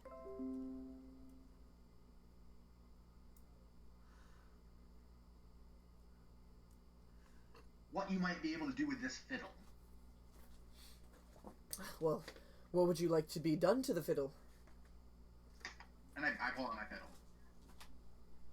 Do you want to make it more powerful? Something you can use as a weapon, perhaps? Well, I am a bard, and I use it to bard against. Yeah, that would be if you could make it somehow sturdier and reinforced, so that it wouldn't break when I use it, because it is just a simple wooden fiddle. Mm-hmm. I mean, the reinforced part about it is that it has adamantine strings. And she at that she's just a little curious. Oh, may I see? And she holds out her hands. Absolutely. And I pass over the fiddle and the bow. And she takes it and she's looking at it and she's like, my, I have not seen adamantine material in a while. This is hard to come by. What, if you do not mind, where did you come by these adamantine strings? I sort of start, like, stammering, and I'm like, it was a gift from my, family. Okay, well, you must have come from a family of money at this point.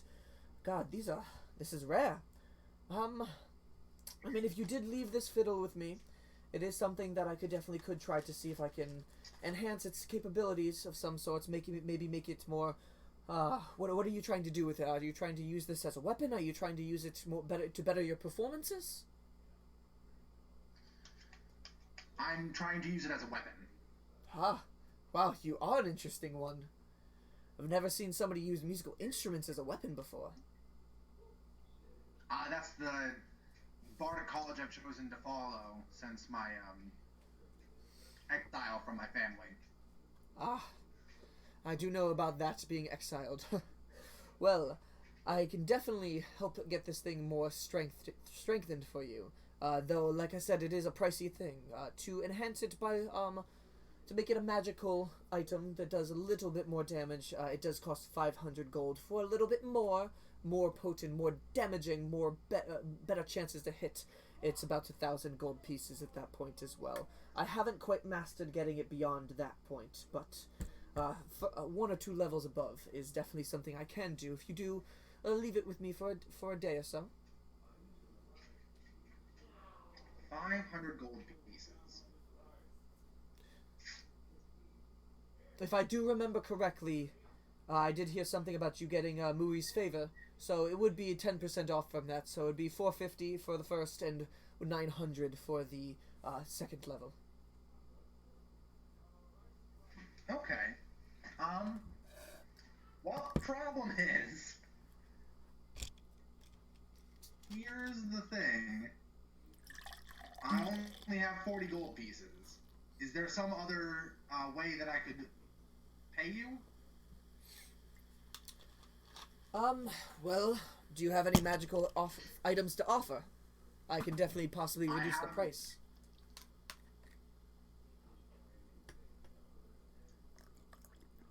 I have this never break plate. Oh, this item that I believe Mako was creating this before, correct? Yes. Yes. Though. Now, Brian. Yes. This is out of game, real quick. Yep. Do I know the value of the adamantine that my strings are made of? Adamantine is something that is very hard to come by. It is a material that is considered rare. So, give me 1 second.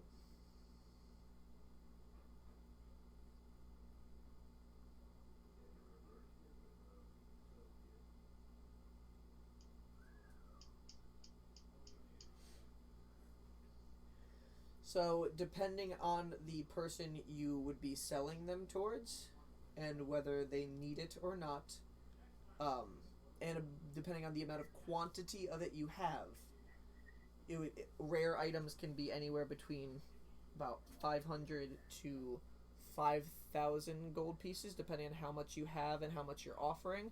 Roll an intelligence check so you can try to know how much if you sold all of your adamantine strings, how much it would be worth. Intelligence check. Now that's just my intelligence modifier? Yep. And you are inside, so no need to do disadvantage. Sweet. I got a 16. 16.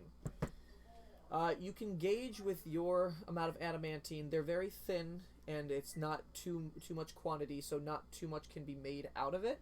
You have lesser material. You'd probably say you'd get somewhere between 5, maybe 750 gold if you did sell your adamantine strings. But then you wouldn't have any strings for your fiddle at the time. You'd have to go and try to find some way and get that affixed.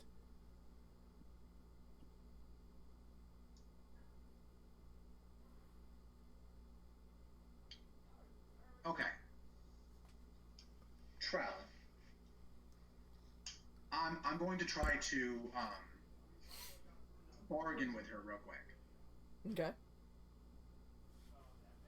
I only have 40 gold pieces. What I would like to offer you, though, are these adamantine strings. I can only offer them to you, however, in exchange for strengthening my fiddle, if you'd be able to replace the strings with a lesser material. Because I still need to be able to play it. I can definitely give it a shot. I haven't worked with musical instruments before, but it does intrigue me. Roll a persuasion check.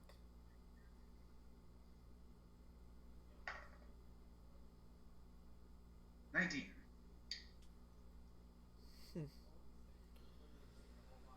Well, if you are willing to part with your adamantine strings, I can see if I can pull a few strings of my own and find some particular materials to replace them with.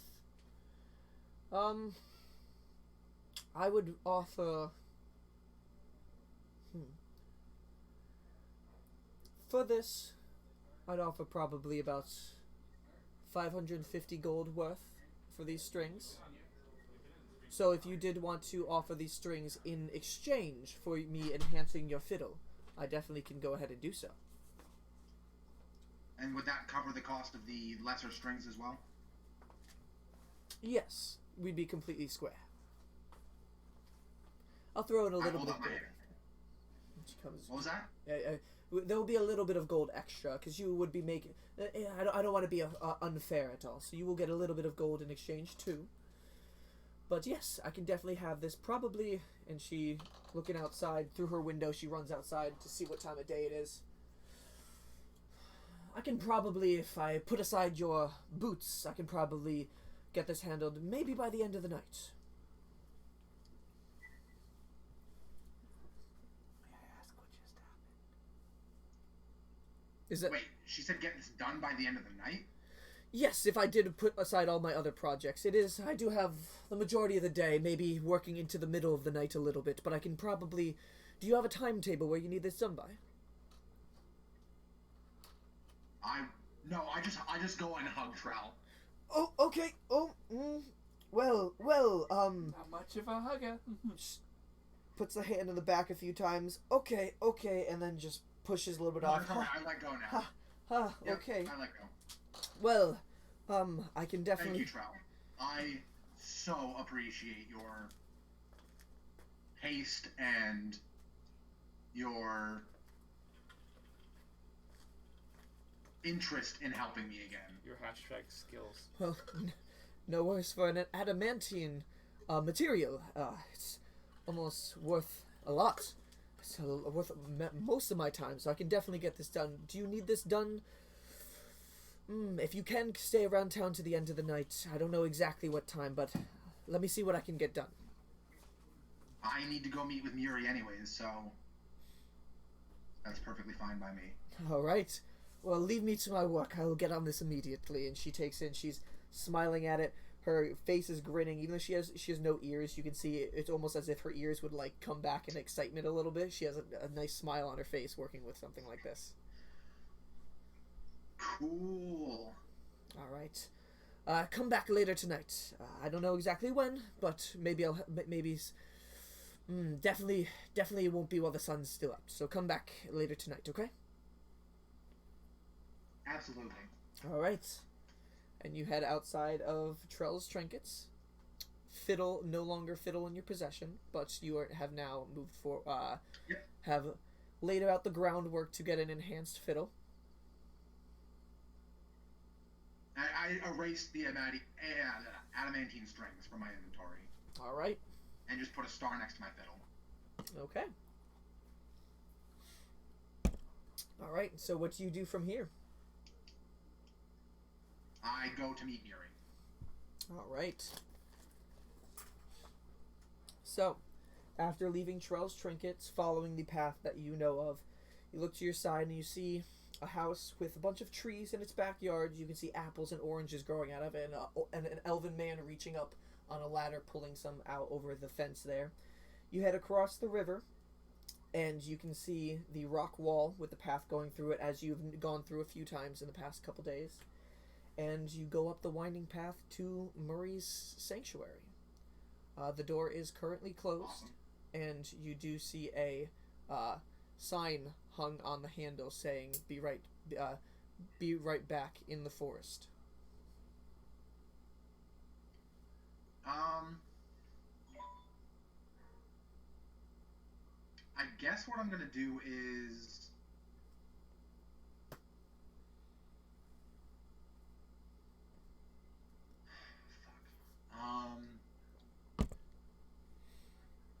do I see any tracks? Roll a survival check. Disadvantage because you're in the daylight. I know.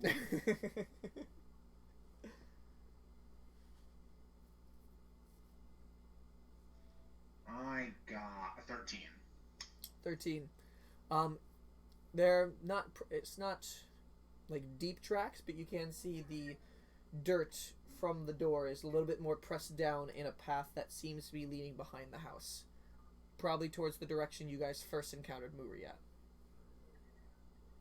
Okay, I would like to follow the tracks as best that I can and find her. Okay.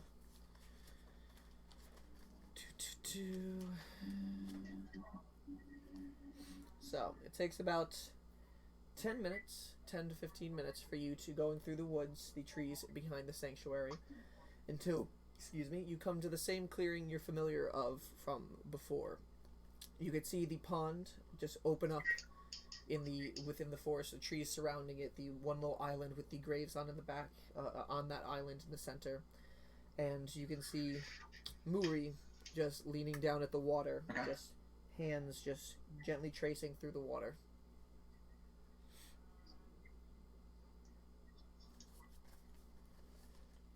I see this and I sit down.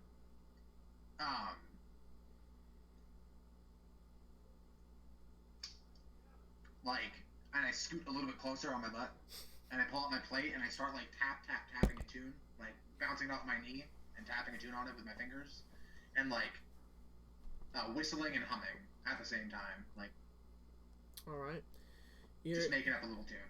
All right. You're in shade, and you're making some sort of performance, so make a regular performance check.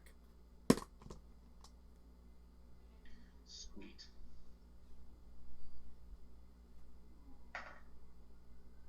I fucking hate myself. What'd you roll? Alright, a nat 1. Back So I in, probably like crashed it a little too hard and broke it on my knee.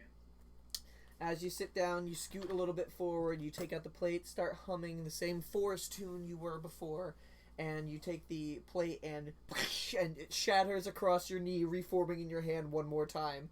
And then Muri turns and looks and sees you. Ah, Naresh. Thank you Sorry, I didn't mean to break the plate. no worries. I thank you for coming back so swiftly. And she gets up. Well, yeah, I didn't have to sleep, so. She gets up and gestures you over, and as she hears that, yes, of course. Traveling must be a lot easier for you in that regard. It is. Especially when I'm not with my companions and I don't need to fake sleeping. Of course. Have you let any of them know about it? Have you shared that burden? Bracket and Jinrash now. And they took it well? They did. They've been helping me cover my tracks as best they can. Good. They are very loyal friends. They did seem quite interesting, quite capable. But yes, they definitely seemed like trustworthy people. But moving on from there, like I said, we do have something to discuss. Of course. Do you know of any reason? Do you know of this circus, Mandramar's Roving Posse? I traveled with them for a time many years ago. I actually had a run-in with that owlbear during one of my performances and left shortly afterward due to a very humiliating performance. I have no idea why they would be advertising me on their flyer, or why they would have Faldrelel on the flyer as well. She's been dead for many years. Faldrelel, who is she? She was my one-time muse, and a woman that I love very, very dearly. She's the woman with her back to the poster. I wear her ribbon in my hair. The loss of a loved one, and I do understand that. I do apologize.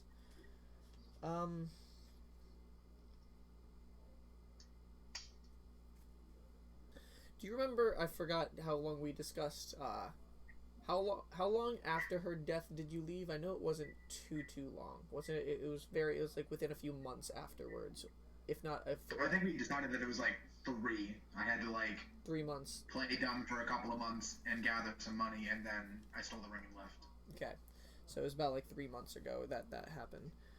And she does turn. Well, how long ago was it that you were part of this circus? If you were with the family, it couldn't have been during your time with them. How long ago was I turned? You have been a vampire for 100 years. Yeah, so it was at least over 100 years ago. Interesting. I've been around for a few hundred years myself. And I do not recall ever hearing about this circus. So it does seem weird how they are advertising down here. Were they the type of person, were they trying to branch out their reach, or do you think this might be some sort of trick? It does seem like they're focusing in on you.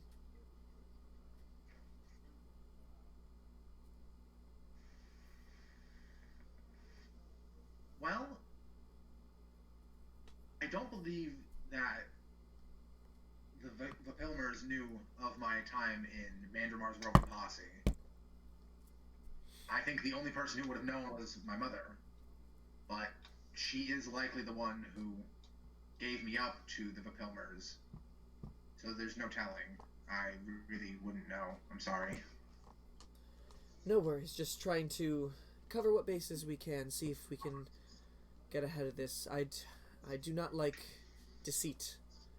And if this is trying to deceive some people in my town to go to their death, or deceive even you to go to your death, then I would like to get on top of this beforehand.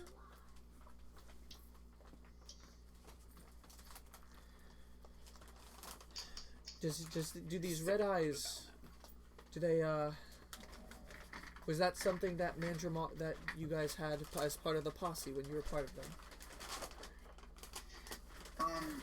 Do you want me to make a history check to see if I remember anything like that? I'm gonna say, yeah, history check to remember what the symbols of that party that was. You still are within shade, so you can do it with regular. Oh, okay. I'm at 1!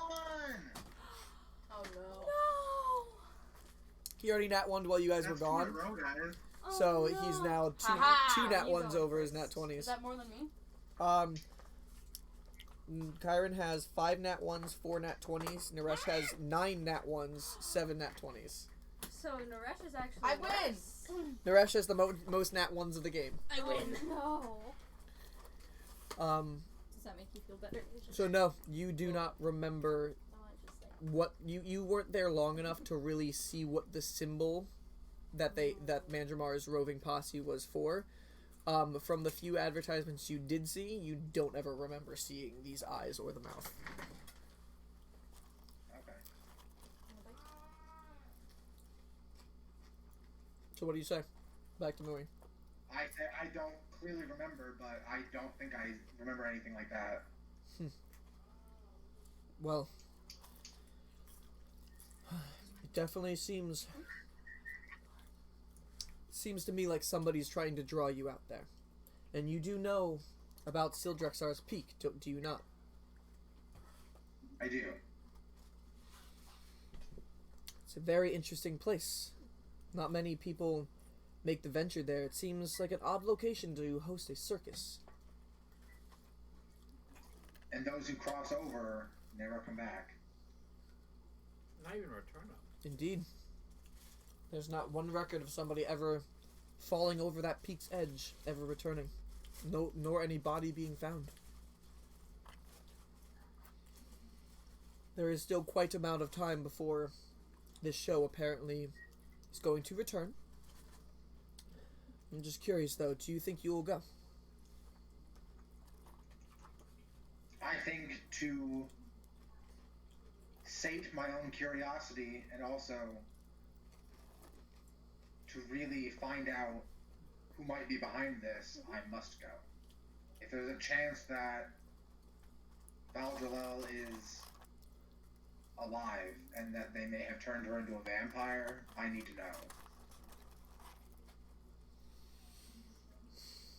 know. If you do ever plan the trek there, make sure you are well prepared. You will have to go through the Ashen Peaks. You will have to travel through territory that even I haven't traversed before to get there. I only know the legends. So make sure if you do go, you are well equipped for a long journey.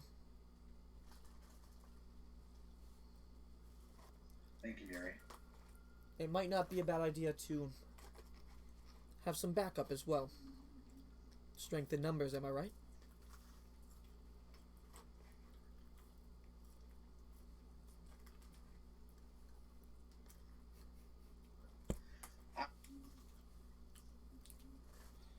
Your voice cut out again. Say that again.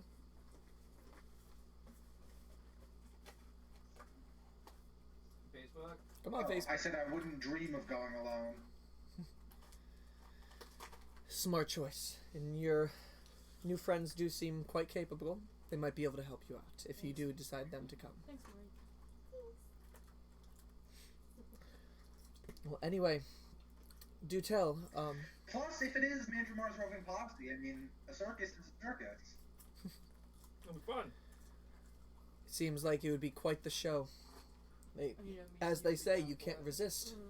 Was it really that good back in the day?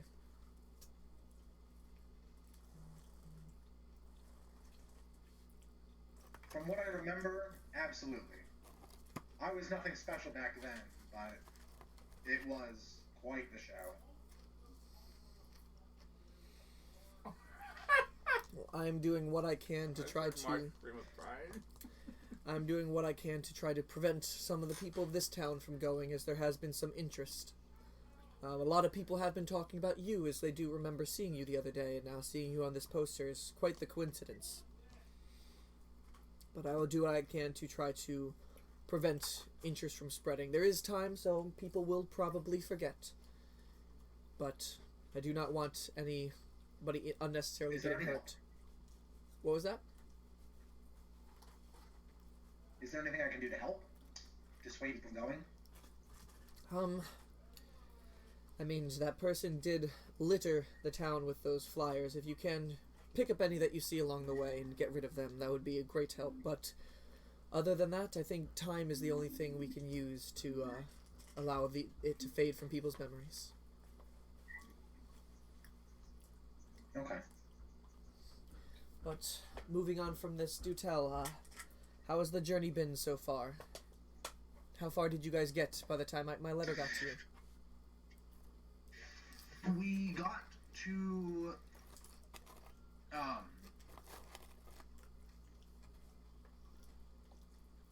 a little bit like south-ish from the fork in the road. Mm-hmm. The crossroads for the Keystorm Desert, Zista, Naira's Grove, and Ladris. Is that what you were referring to? Yes. So your friends must be... And we ran into... What was that? So your friends must be at Naira's Grove at this point. Are we not there yet? Yes. I would say I would hope so. This is the morning that you guys woke up and made the travel to Naira's Grove. I'm just still... I haven't been sitting here the whole time, so I've lost track of time. I made sure I kept track of time, like how many days Naresh had to get from there to Warrior's Rest, and he can do it, so. Just barely. Running in, guys! I'm here!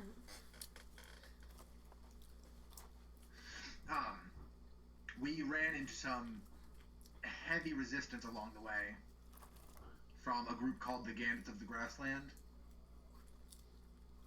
Yes. They haven't pushed further with us, but I do know of them.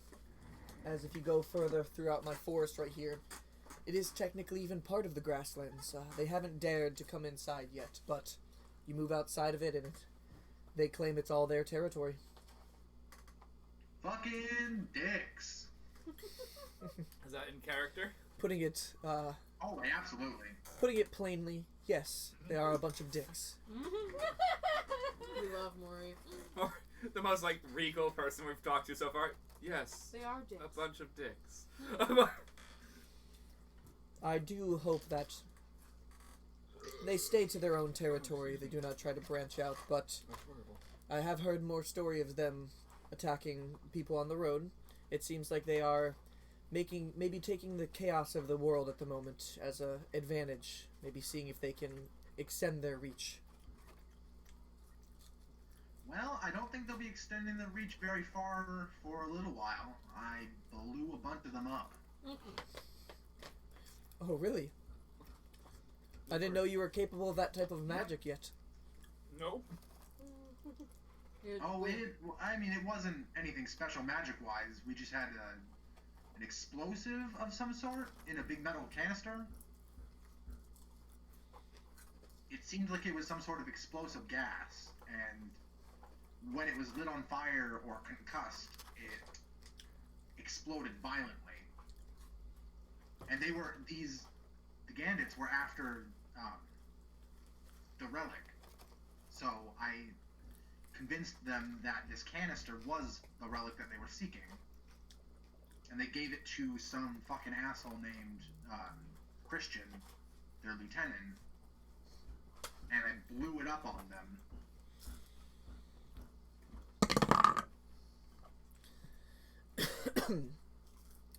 Yes, the name Christian does ring a bell. He's been making bounds in the rankings of the Gambits, as far as I can hear. Well, as far as I heard this morning, he Missing was some bits. That dude was a being lot. healed by the Gambit King brought back is what the Gambit specifically told me. Interesting. He did bring magic to the grass. Frightening. He did bring magic to the grasslands in some way. Before they weren't as well defended. But Christian, from what I've heard, made a trek to Zista and came back with the magical abilities they needed to defend their territory. I see. I do thank you if you did damage him. He is somebody I would very much like not to be around anymore. And I do honor life, but his has been nothing but trouble.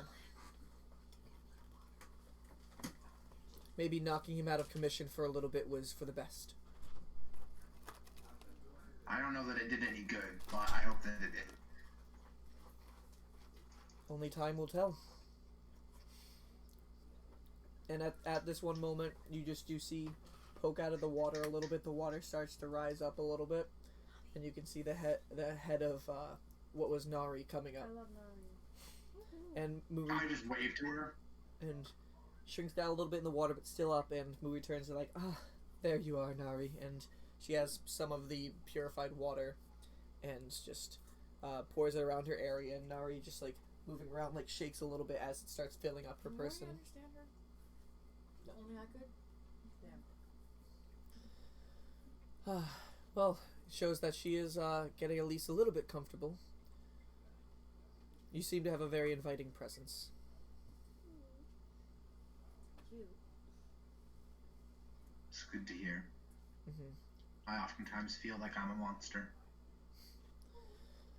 Well, some would regard Nari as a monster, but, I mean, look at how gentle her soul is. And she comes up a little bit, and she, like, reaches out of the water towards you, where her, like, water face is, like, right next to yours.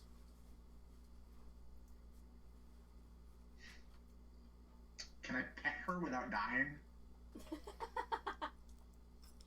She's Would not I ru- die? she's not running water. Oh, then I'm gonna pet her.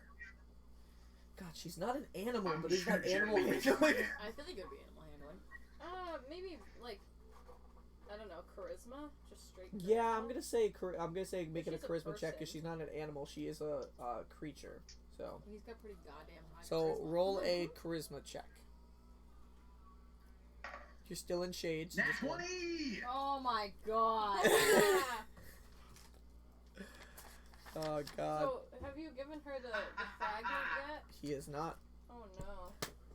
So as you reach out your hand, Nari does just hold her head, and you do start just petting. It's basically like just running your hand back and forth through water, but she's just moving around, and like your hand at one point gets enveloped in the water, and then she just pulls back and shakes a little bit, and How big she's is still Nari? there. Nari's about a small medium creature, so about four and a half. See, when you were feet talking tall. about her, I thought she was like this big. Nope. No. Like, I What? thought because you it was like described as kind of like a puddle, so I thought she was like No, a she's like tiny little thing, and I was like, The water elemental you fought was a feel large like she's creature. well, so yeah, it's like no, I 9, know. 10. Well, I Nari's was like a small inside side of one. I that. feel Yeah. like she's like this. A little bit taller than Knock. Like just kind of. She's taller than Knox. Yeah, it's a small medium What? creature. I really Does thought she she was like want- this big. What was that, Cal? Shit. I turn to Muri and I ask her. I pull out the light thing, and I'm like, "Do you think this would frighten her What are you holding up? The light? or fascinate her?" Are you talking about the The light pen. the light pen that you have? Muri does not seem to be afraid of light or the dark. I mean, Nari does Yeah, not the seem. wand of light. Yeah, Nari does not seem to be afraid of the dark or the light. So, it might be something she enjoys. It is quite dark at the bottom of the pond, so. All right. I kneel down beside her. Huh? So just said it She's might. gone to the bottom of the pond. Nari lives in the pond, so Nari has been all throughout the pond, the bottom of the pond, the top of the pond, across. Like she basically lives in this pond. Okay. Well, I take out the pen, and I'm just gonna shoot, like, I kneel next to her, and in the best of my ability, because I know I can't speak Aquan, I'm gonna say this in Sylvan, because I don't know what other language I can say that she might understand. I'm gonna whisper to Nari, watch this, and then I open up the light tube and I start shooting it off like a Roman candle.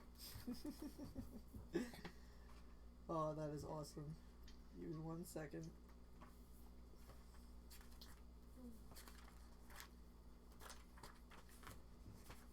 I'm officially full. I didn't even finish my grilled cheese. Does someone want half a grilled cheese or tomato? Not right also now. like I'm pretty shit. full. I just ate half of these. Yeah, I I'm was pretty like, sure my phone's still in my car. ooh, that was a poor choice. And it's almost dead. Do you want me to get it for you? Yes. Please.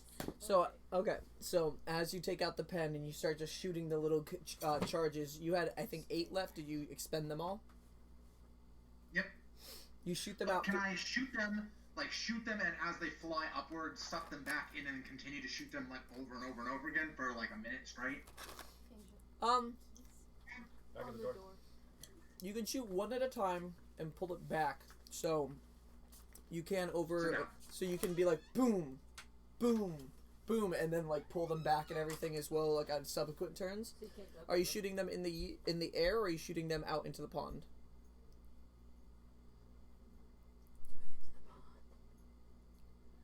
I'll shoot them out onto the pond.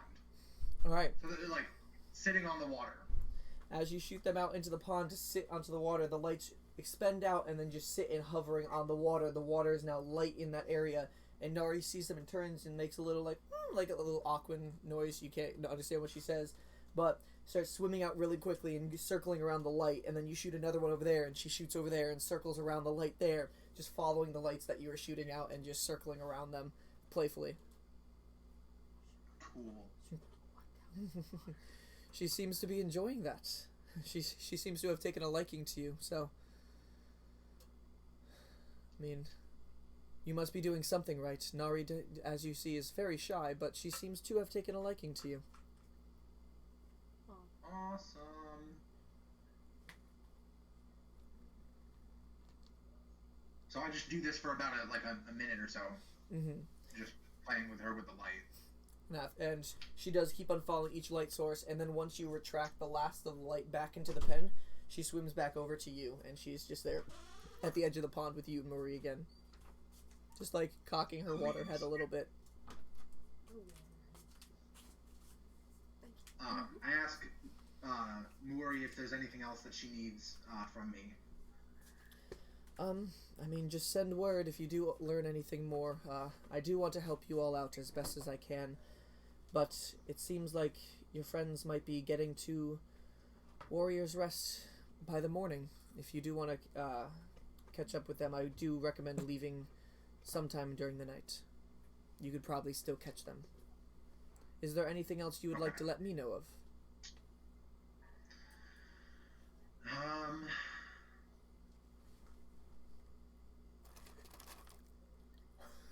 Come on, Callum. Oh yeah, duh. Callum, are you serious? I was waiting Oh for my him to God. forget. I wasn't going to tell him for the whole session. And as soon as it ends, he gets to you guys first thing next session. So, did you bring the Chaos Fragment to He Muri? still has it. Fuck! No. I told you do not bring that, but no, that's how he gets attacked on the way back. No, thank you. So go ahead.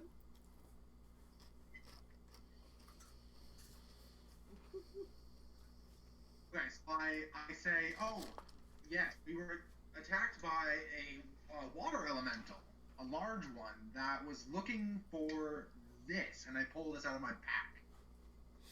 And you pull out outside of your pack, you see the same rugged rock form, rainbow colors, almost shimmering. Even though there's no light directly hitting it right now as you're in shade, it does have that kind of like rainbowish effect just surrounding it in a way. And as you pull it out, you do notice Nari just cocks her head a little bit and gets a little bit closer towards it. And Muri's like, what is this?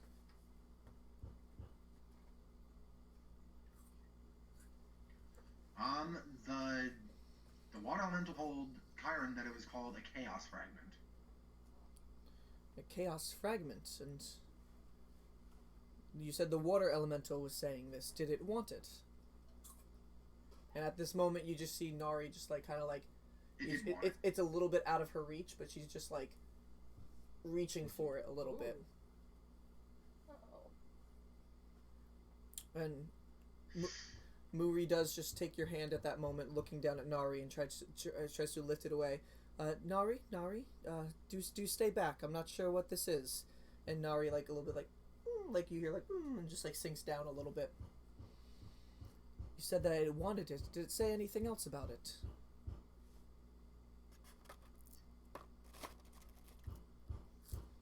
And since you weren't there, I'll help you out. All it said to Chiron was like it needs it. It wants the chaos fragment. And it says something about like it needs it to get stronger. To get stronger? I thought it said to get it whole again or something like that. Roughly along those lines. I don't remember the exact wording that I used, but like something like that. Yeah, that's what I tell Mary. Mm-hmm. That it needs it. It needed it. It wanted it. It wanted to get stronger to become whole again. Well, best of my guesses, I think this is a shard from Limbo that came into our world. I mean, stranger things have occurred before. I wouldn't completely rule that out. Are you going to be holding on to that yourself? No. Our understanding was that we should give it to you to deal with because you are the strongest practitioner of magic that we know of. And you would be the best able to discern what it is, because I cast Identify on it and could not figure out what it was. This does definitely add to the questions that I have about what's going on. It's strange how all of this seems to be happening all at once. Seems like everything is aligning together. Well, may I see it? And holds out her elephant hand. Yeah, I place it in her hand. Just little finger nubs at the end of the flat thing. She takes it in her hand. And Nari does try to reach out of the water once more, reaching up, almost like jumping for it. Aww. And Muri's just like, Nari, let me look into this first. I don't want you getting hurt. And Nari sinks back into the water once more and then just swims away down into the pond. Thank you. This is definitely something to add onto the list of things I need to figure out now. But I think it is for the best that this other water elemental did not attain this item. I think so too. I've never seen anything of the sorts before. But I definitely will do some research. I'll see what I can find. Maybe Tyvor can, if I pray to him enough, maybe he will send some sort of sign or message. Well, anyway, I guess everything else is just for time to tell. We'll figure out these things as long as we stay vigilant on top of them. If I do find out anything, I will send you word. As you can see from this, Guard is quite reliable at getting messages around. So if we hear anything, we can definitely stay in touch.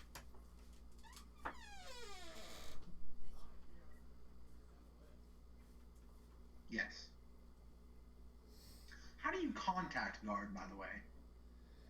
I mean, no one quite understands it, but if you need him, you just shout his name, and he will be there very shortly somehow.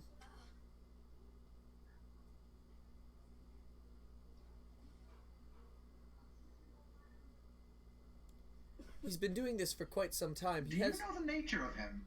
Like, I mean, I only know him from my personal interactions with him. I have not looked further into it, but he has been around for quite some time. Most of my life, in fact. I see. How old is Muri? Oh do furbolgs live? Oh no. But regardless of how he does it, he is quite useful for staying in contact with people across the continent. I am grateful for him, as if not, I wouldn't have been able to reach you. Thankfully for me, he was still in town after the celebration.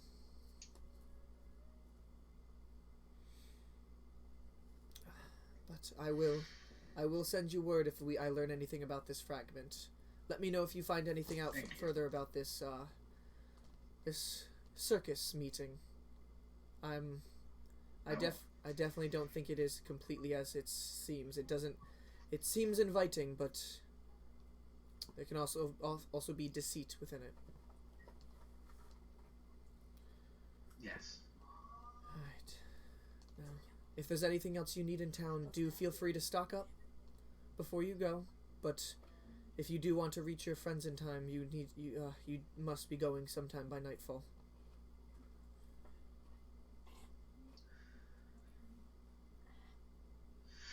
Okay, so I guess I'm gonna go dick around in one of the taverns until Trell finishes up my fiddle. Alright, which tavern are you gonna go dick around in? Sing. What are the two taverns in town? Shallow Surface and Knock. What is the other one? Wanna test your memory? Oh shit. No, I don't remember. It's been a long time. Hunter's Branch. Yeah, Hunter's Branch. I'm sorry. No worries. Okay.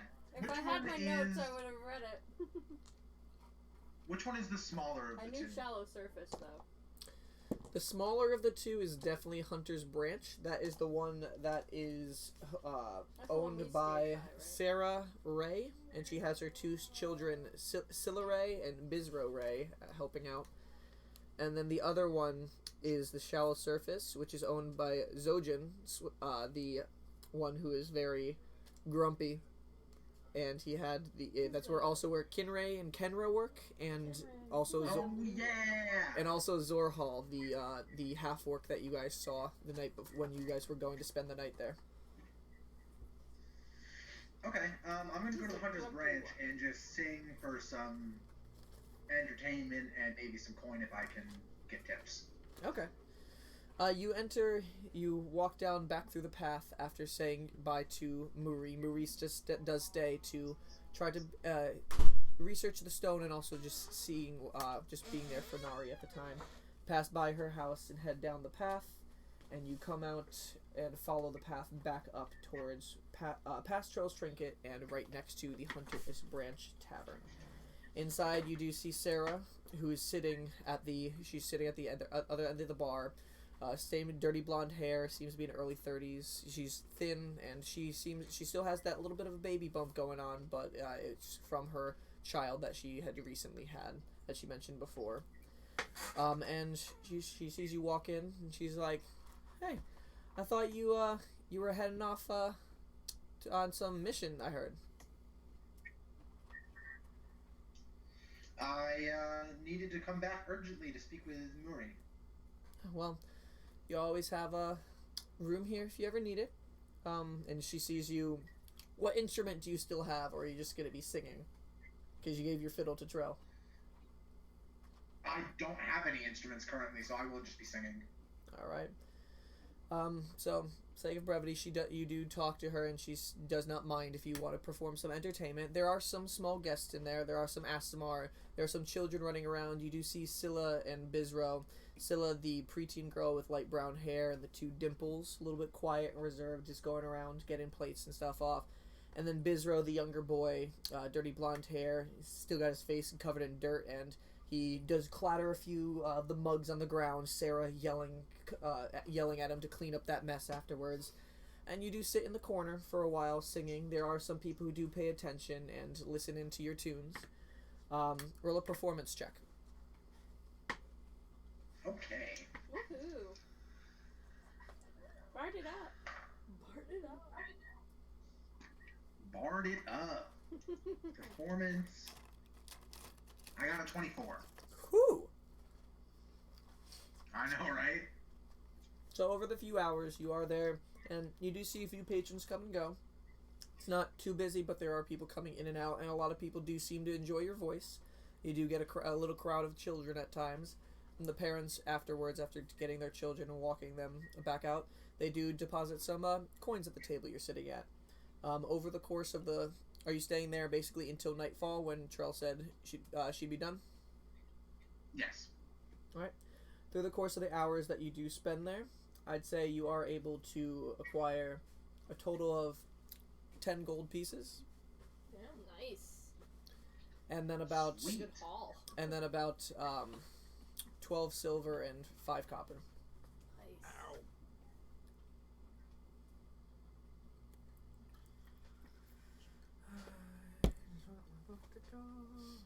Okay, so I'm going up to Sarah and I'm gonna give her 5 of the gold pieces. She's like, oh, what is this for? Let me stay here for the day. You are very kind. You are much more well-mannered than a lot of the people we get in here. Thank you. You are always welcome here. Thanks. Alright, she takes the gold, she pockets it, and she actually hands one over to Scylla and Bizra, who take it and then skitter off. You gave her half of it? Did you say 5 gold? 5 gold. That's so nice. It is so nice. That's like incredibly nice. Alright, what do you do afterwards? Now she's It's like, now nightfall. yeah, play here anytime. I'm going to Troll's Trinkets. I Alright. didn't actually give her half of it because I kept all the silver. Up for That's myself. true, but like half of the gold is still a lot. Mm-hmm. That's a good amount to give. That's like really nice.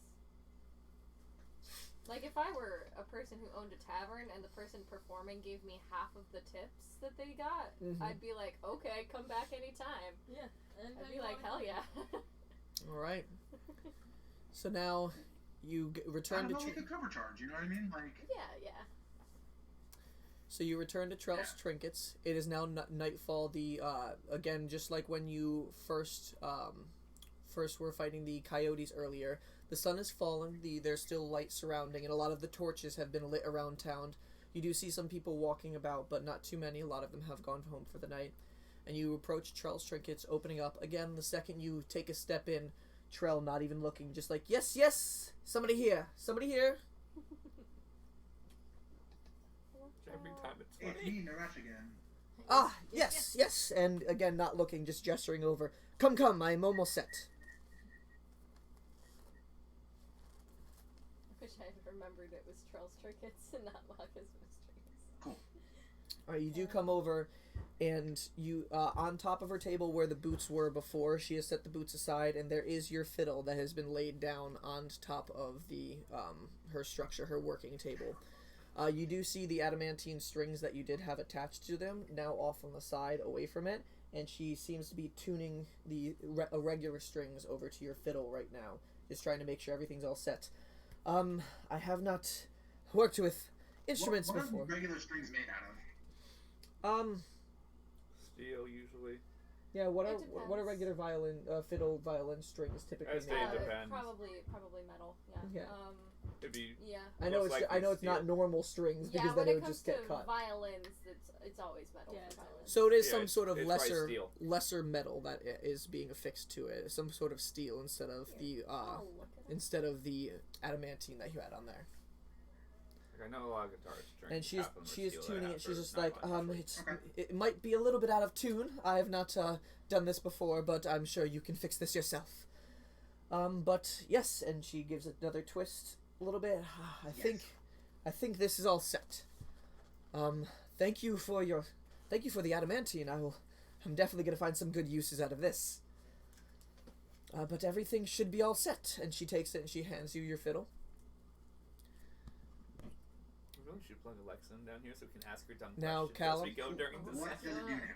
So now, your fiddle. Whenever you are attacking with it, Tinned carbon steel. So that's correct. Okay. your fiddle is now considered a magical item. You do see there is some sort of energy, a magical energy you can't see, but the second you feel it, you can feel it just radiating off of your fiddle. Oh, some of them are different actually. Now, whenever you use your fiddle to attack, your fiddle is considered a +1 weapon. Different vibrations. Yeah. One is Damn. steel, one is aluminum, and 2 are nickel-copper alloys. So. And on top of being a +1 weapon for damage, for attack rolls and damage rolls, whenever you use your fiddle for any type of performance check, you have an additional +1 on that check.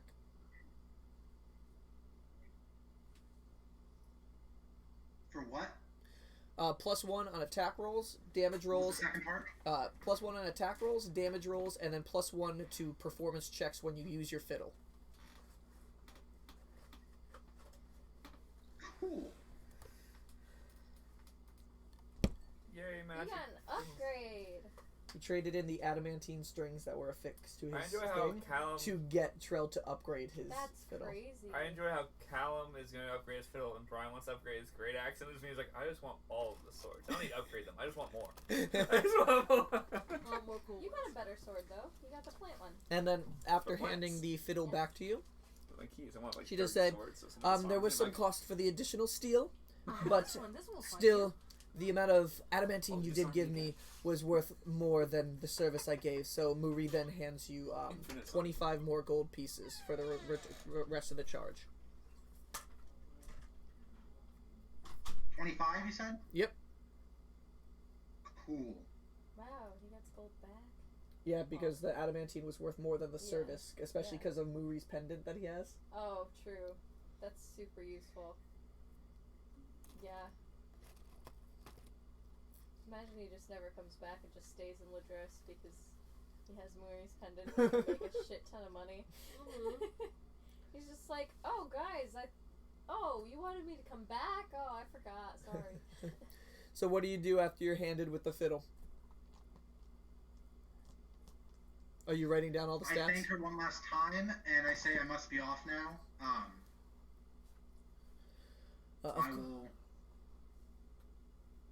I will see you again very soon, I hope. Of course. I will, like I said, I will send word through guard once your boots are all set. I'm definitely Actually, interested. though. Yes. Can I ask? I'm gonna ask Trell. Would it be all right if I paid you in advance for the boots, and then when they were finished, you sent them along with guard? Let me see what I would probably charge them at. These are an interesting new thing. I do give a discount to those who gave up with the idea, plus you have Muri's pendant. What would I charge for these boots? I would say the normal running charge for these boots would probably be... Running. Oh, God. I would probably charge... For you, with all your discounts and for your accepted patronage, they'd probably run with the material that cost, the time I put into them, and after all the discounts, I'd give it about 100 gold pieces.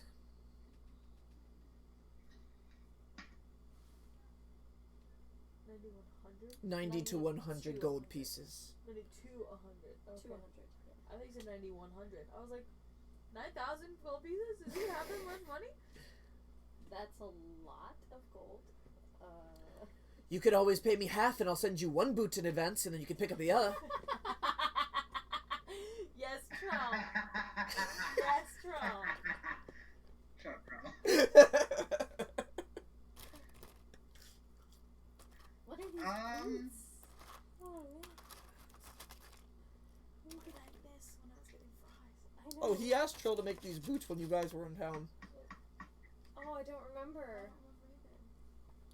What are the boots? What are the boots? I need to know. Help! What are you doing? I want boots of haste. Yeah, what's up? What are you doing? Who's yelling my name? Hold on.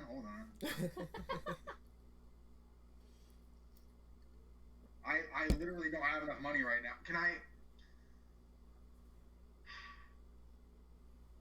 You could try make to an haggle. intelligence check or like insight check or something to like? Yeah, I'm trying to haggle, but I wanna first try to see if that is like the accurate pricing of the materials for the boots. Roll an intelligence check. All right. Oh god. What's wrong? I had too many 21? glasses. 21. Yeah. You do think that is a fair discounted price. It looks from the amount of magic that you know she has infused in here to help with the what you have requested with the changes in speed. It looks like with that and also the metal material that's been fixed around it, this would normally run for something probably the amount of work put into it, probably about 150. So it seems like this is a decent discount she's giving you. That's so weird. It's like clear. Or how many fingers am I holding without my glasses? Trell tries to be as fair as she can from what you've seen with her so far. She doesn't try. She seems to try to run a very It's like, I know you only have sound 2 business. fingers, but it's like there's No, I feel that. I only have 70 gold pieces right now. Shit. So I'm gonna tell her that I only have 70 gold pieces right now. So I guess I can't pay for them in advance. I do appreciate the. I do appreciate that, though. Thank you. Well, I do want to be. You have been a very good customer so far. After giving these strings as well, I'd say.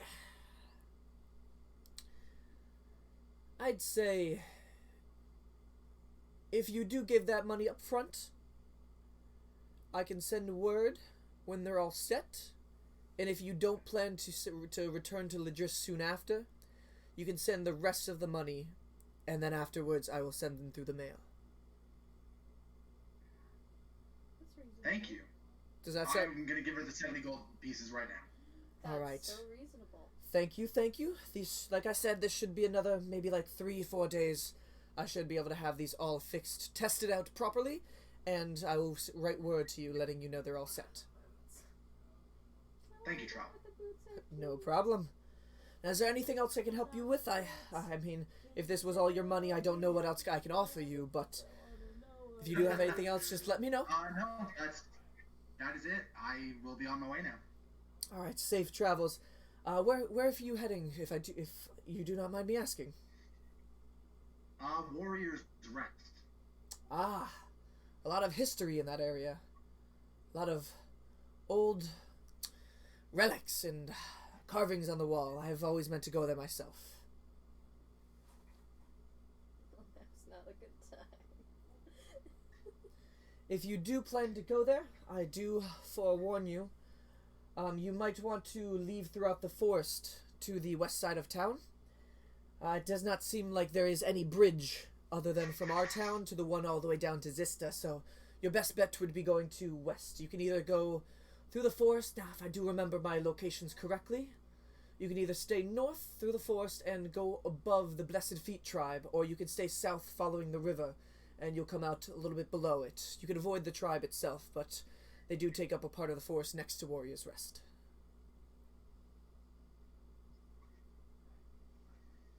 And that going up next to the Blessed Feet tribe? Yep.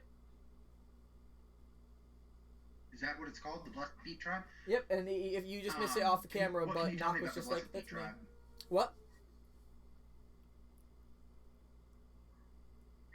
What can you tell me about them? Are you asking Trell, or are you asking for, like, what you know about it?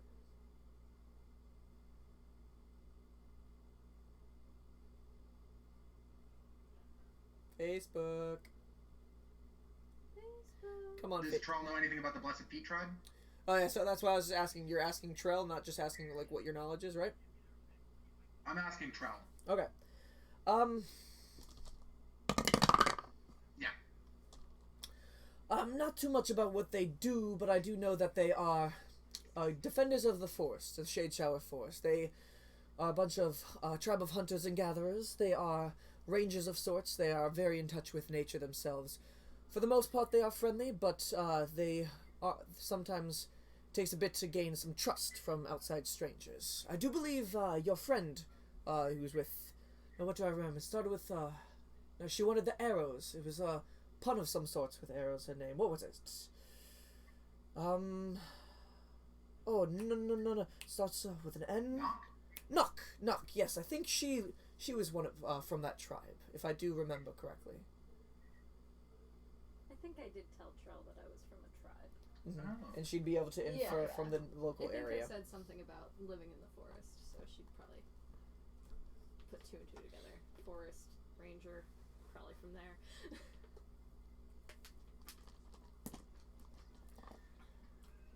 I don't know how hospitable they would be to somebody without somebody else from the tribe introducing, so might be best to avoid them for now until you reconvene with your friends.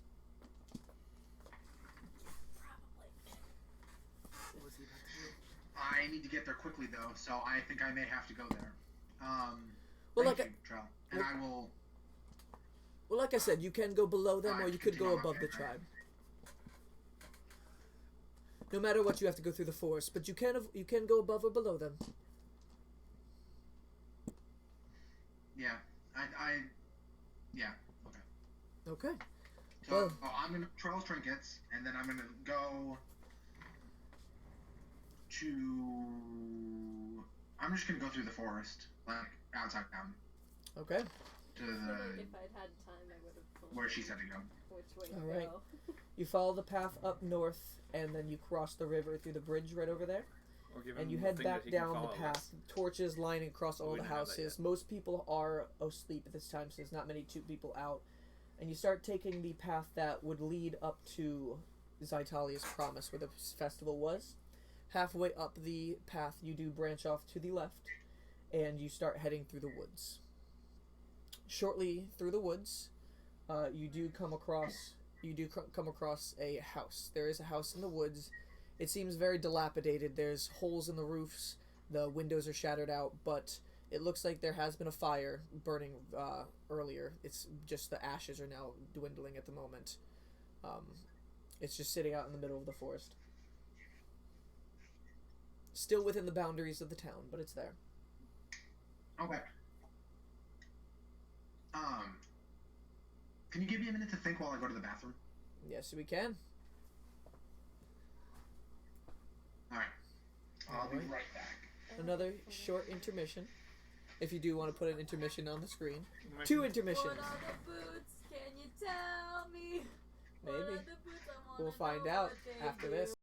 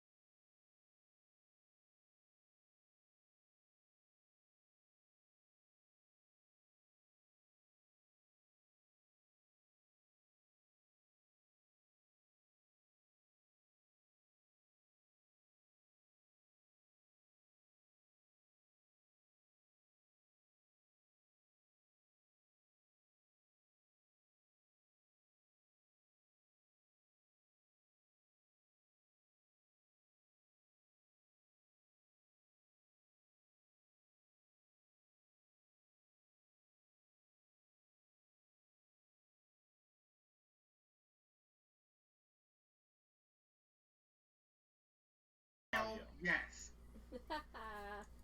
All right. And we are back.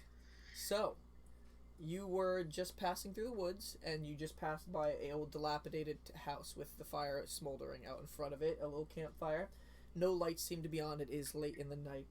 And you are walking through the woods, heading in the direction of where you know Warrior's Rest should be. Does someone own this house? You can definitely try to look in the windows if you want to try to figure it out.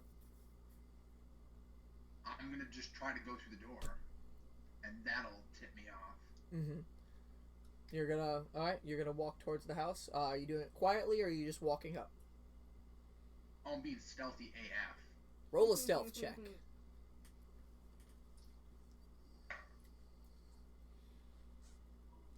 I got a 15. 15.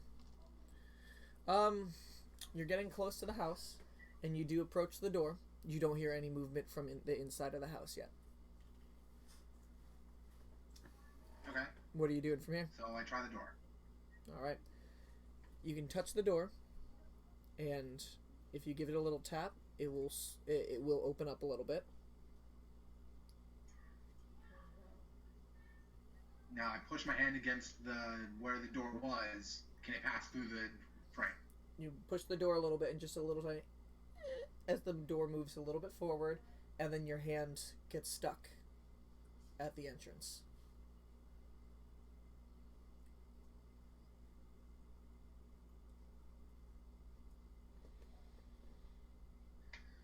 I need like a magic hand or some shit. Again, yeah, no movement from the inside of the house yet. Alright. I leave. Alright. You continue further west through the forest, passing through the boundary of the town. You get a few more trees lengths away from where this house was, and you do see there is a stone wall. Not too high, it's only about like 4 feet up, just built around, and this seems to be the barrier of the town within the forest. And you can quickly just easily hop over the rock wall, and you move further into the woods. Right. Welcome to my home. Not there quite yet, but getting close. Technically. Mm-hmm. Alright. Let me see. Well, the shade shower floor is considered my home. Alright, a little bit into the night, traveling about 2 hours through the woods, you hear a lot of woodland creatures. There's owls hooting in the distance. There's little possums just skittering around in the woods. And about 2 to 3 hours into the night, you do start hearing some low growls nearby. Roll a perception check.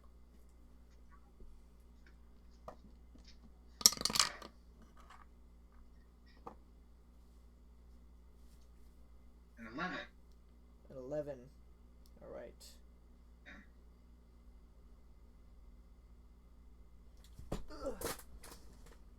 Boom. Yui boom. Forests are dangerous, Callum.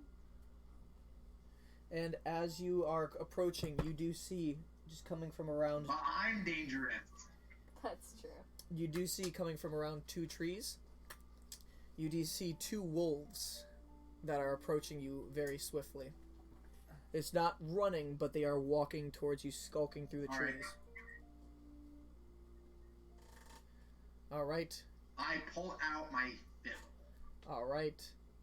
They're running. They see this, and they hold an aggressive stance. They're not approaching any further, but they're just staring at you, growling, barking a little bit.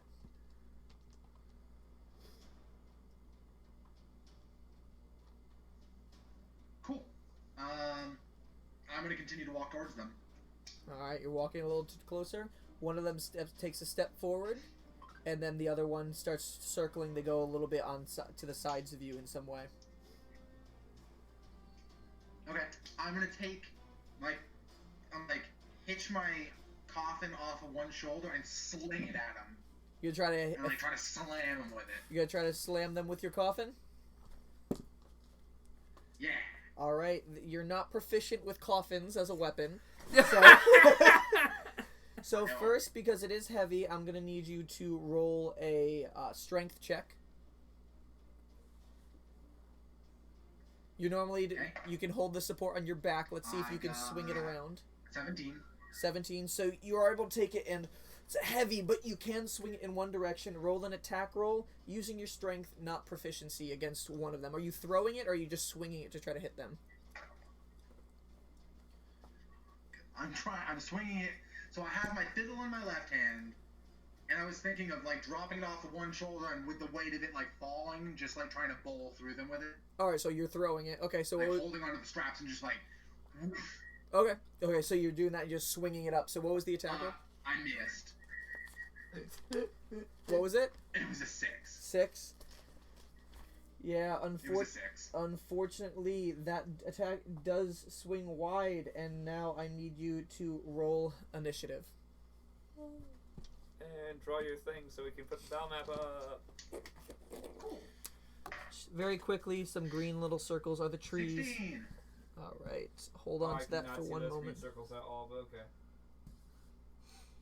There's more in the distance, but I'm just doing this real quick, and there's this little tiny clearing. We don't have nice trees yet. Mm-hmm. We do only have a few trees. Oh, also we have to glue them to steel plates so they actually don't fall over.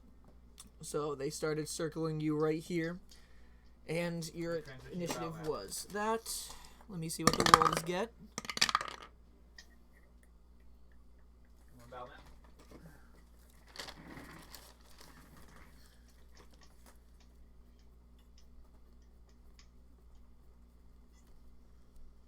I just want to say you're doing a very good job. Thank you. I feel like I was very well. I feel like I'm a good DM for my first time. I agree. All right, so We look like we know what we're doing. Mine is like top of the initiative, Naresh. It is your turn. You just swung that, and the wolf started moving a little bit closer towards So you. my coffin just goes. Clattering into the woods or whatever, just like hits the ground and like thuds. Yep.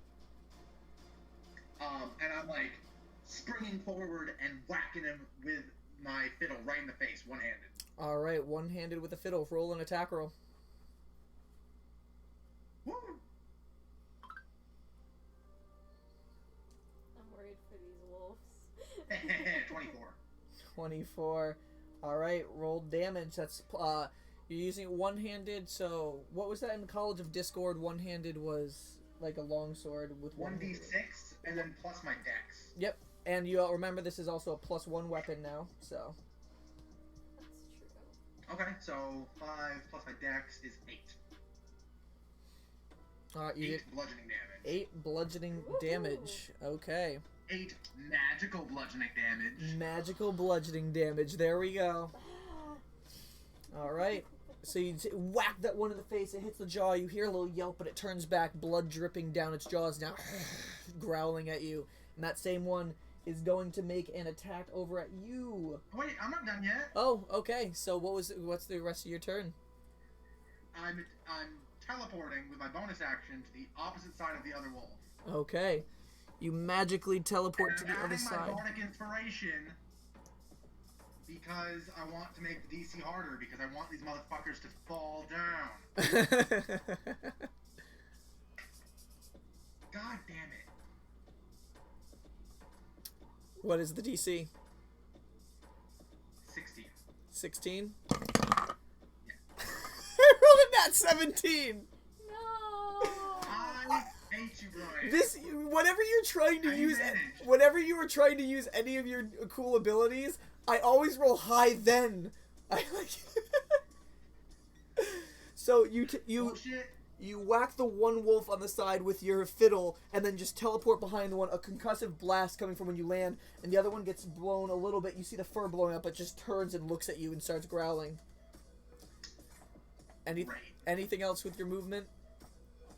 Nope.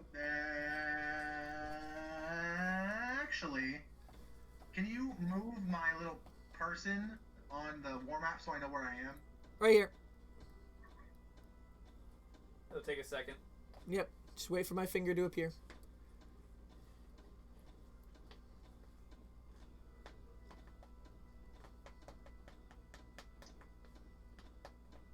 So So you're right beside a tree and right behind the wolf. I'm gonna climb the tree. All right. We know. I'm now putting that tree there. Make an athletics check, and then you will get out of the I wolf's. don't have to. Oh yeah, you don't. But you are gonna get out of the wolf's combat range, so it is gonna get one attack of opportunity against you. Cool beans. Does a 15 hit you? If it's my armor class, does it hit me? It doesn't, or does? 15 is my armor class. Oh, Does yep, it hit me? yep. If you have to meet or exceed the armor class, so that does hit you.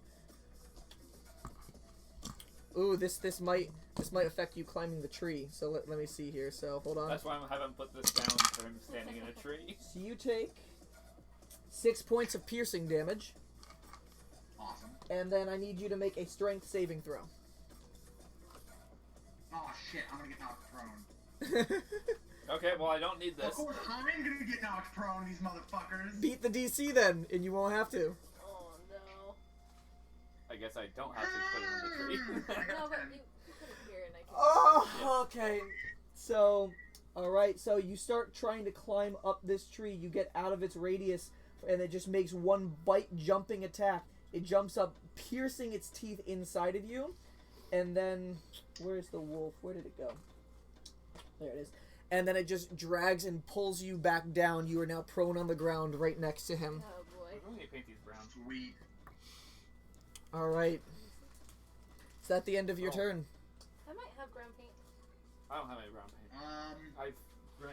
That's why I Yeah, have the well, it walls. is. If you want, I could bring them All over. right. to you.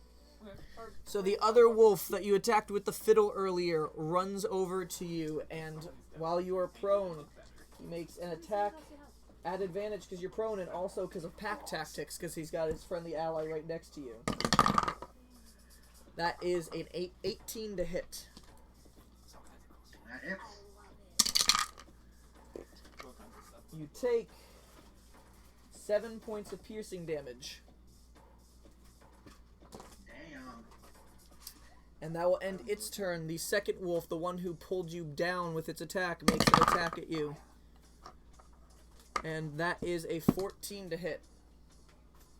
It's the Alright, so the second one, the first one lunges down, bites into your thigh, and the other one's just trying to get you. You have your fiddle on top of your chest, though, and you're keeping it at bay.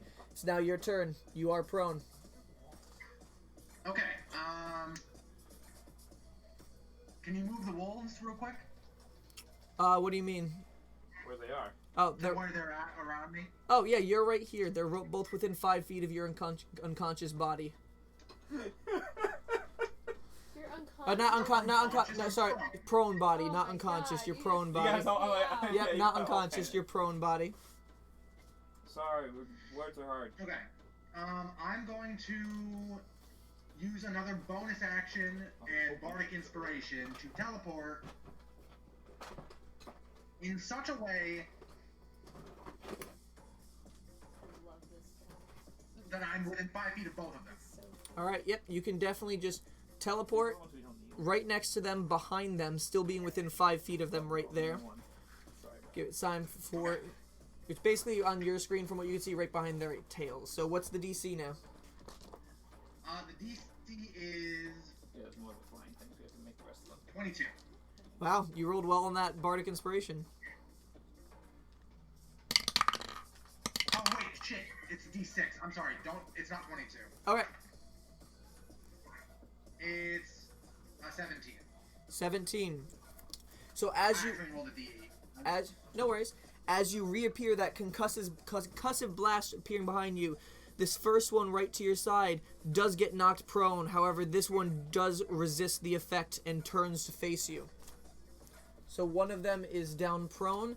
The one that is down prone is the one that you had hit earlier.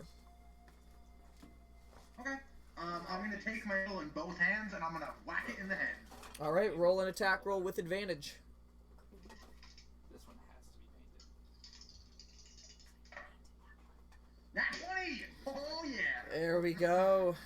Yeah, fuck you, stupid wolf. All right, so Dragging me down and making me prone. this game has been very back and forth with your nat 1s and 20s. You are now 9 and 9.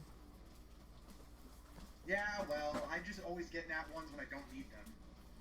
And you do have to roll at disadvantage more than the rest of the party, so. That's true. It's true. Alright, so roll the damage. Now, the way I do it is the way the book says. You can either roll the amount of damage die twice, or you can roll it once and then double it, but you need to state what you're doing beforehand.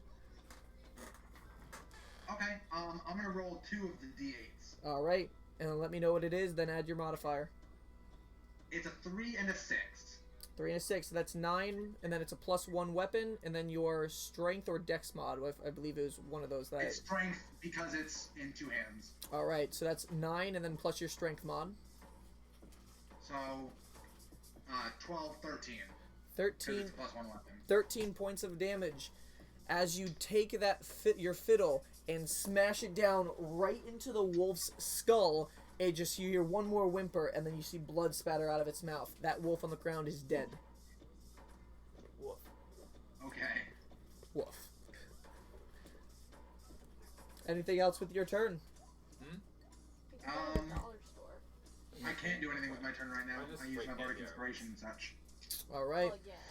So the other wolf sees what you did to his friend, and then lashes out to attack you. Not with advantage anymore, because it's not pack tactics. But it is still a 22 to hit you. Ow!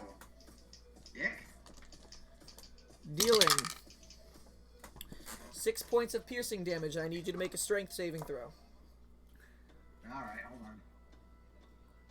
You're beating the crap out of him. I rolled for the amount of wolves, too. He only got 2, so he's lucky. Okay. Fuck! I got a 9. Did you roll a d6 for that or d4? D4. You got 9. We only have So, 4 wolves. unfortunately, this wolf just pounces on you, knocks you prone again right before you. Roll You for are bear. now prone. Again. Oof. And now it is your turn again.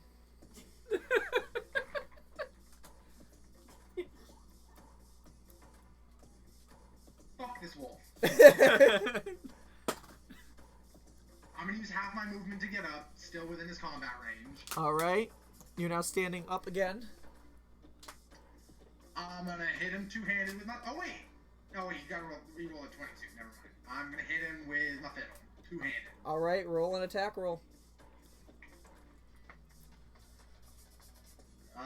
Does a 22 hit him? 22 does not hit the... Yeah, it hits the wolf. Hey, now I'm going to hell, though. He's a crow! Imagine. Oh, man, oh, man. It's making my feelings hurt. it's the wolf god. No, that would be if Brian had someone roll a 6 with his d4. Okay, I rolled 10 damage. 10 points of damage. Alright. Bludgeoning. This wolf looks very injured. It's starting to bleed out of his mouth, and now it's gonna... Is that the end of your turn? Yes. Alright, on its turn, it's going to whimper a little bit and start running away. You get an attack of opportunity. Sweet. Eat it. Eat it hard.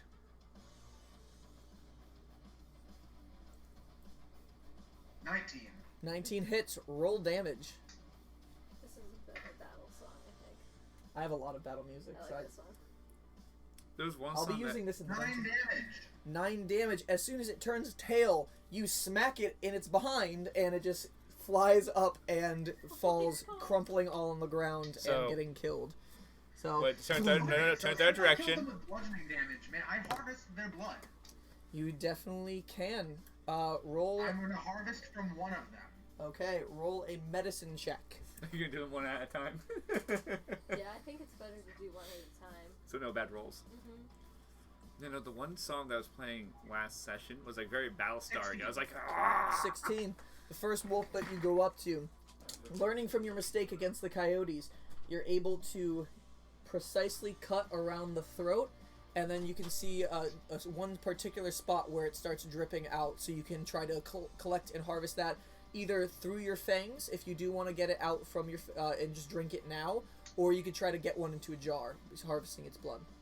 I'm gonna get it into my jar. All right. Through the first one, you are able to get enough blood to fill up one jar of blood. which would be 1 ration's worth. So in the jars you can fill 1 ration's worth. I know me and you talked a ration and a pint. Your jars can hold up 1 ration worth of blood, so you fill 1 more of those up. That's a Okay, lot of blood and consequences. I'm going to bite the other one and drain it of its blood. Alright, it's not going to resist because it's dead. So just you can bite into the dead corpse of the wolf and start drinking its blood to get as much as you want. You can drain it if you want, which, I mean, how many pints of blood are in a human body? Isn't it like 5? It's like 4 or 5. 5 pints. So in a wolf, it'd probably be a little bit less than that. Probably like. It depends how big the wolf. Mm-hmm. Because wolves are heavier than humans. Yeah. Probably. A full wolf is heavier than a human. Mm-hmm. They're tall. They're like taller than a person when they stand up. Yeah. So do you think probably around the same amount of pints Yeah, of like blood? 5 or 6. So 5 pints.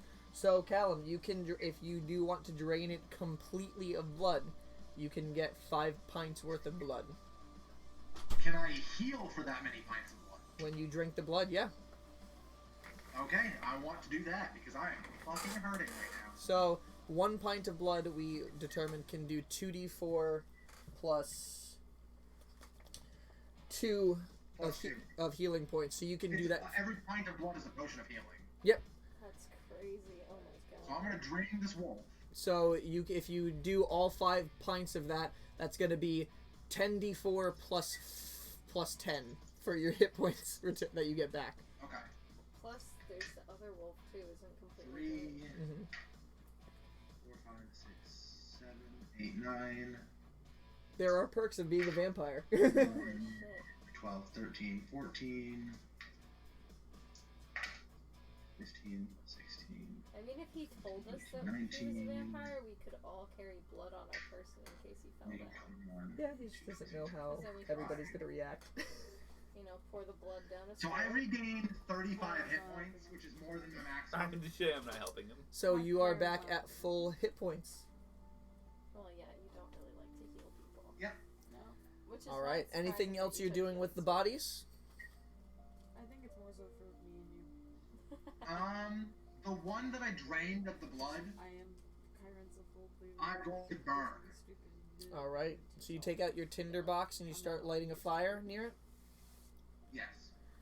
All right. Yeah, After a they're few like minutes of not making sure you're getting the spark, trying to get its body to ignite, you are able to set the wolf ablaze. Are you trying to protect the flame at all, like keep it contained? Yeah. All right. Easy enough to I'm do. gonna stay within watch and burn. All right. You say it does take some time to burn. The smell of burning flesh just does start to fill the air. But after a decent amount of time, you do see the corpse start just burning down. Most of the meat getting burnt out, turning dark and black. And eventually, after some time, the fire does die out. You can stomp it out if you want to, so. Yeah, I know. I'm gonna mix. I'm gonna like bury the whatever's left. Okay. Only you can prevent And I forest leave. fire. All right. Were you planning to go? Were you planning to go above the Blessed Feet tribe or below it, following the river, then following the river to Warrior's Rest?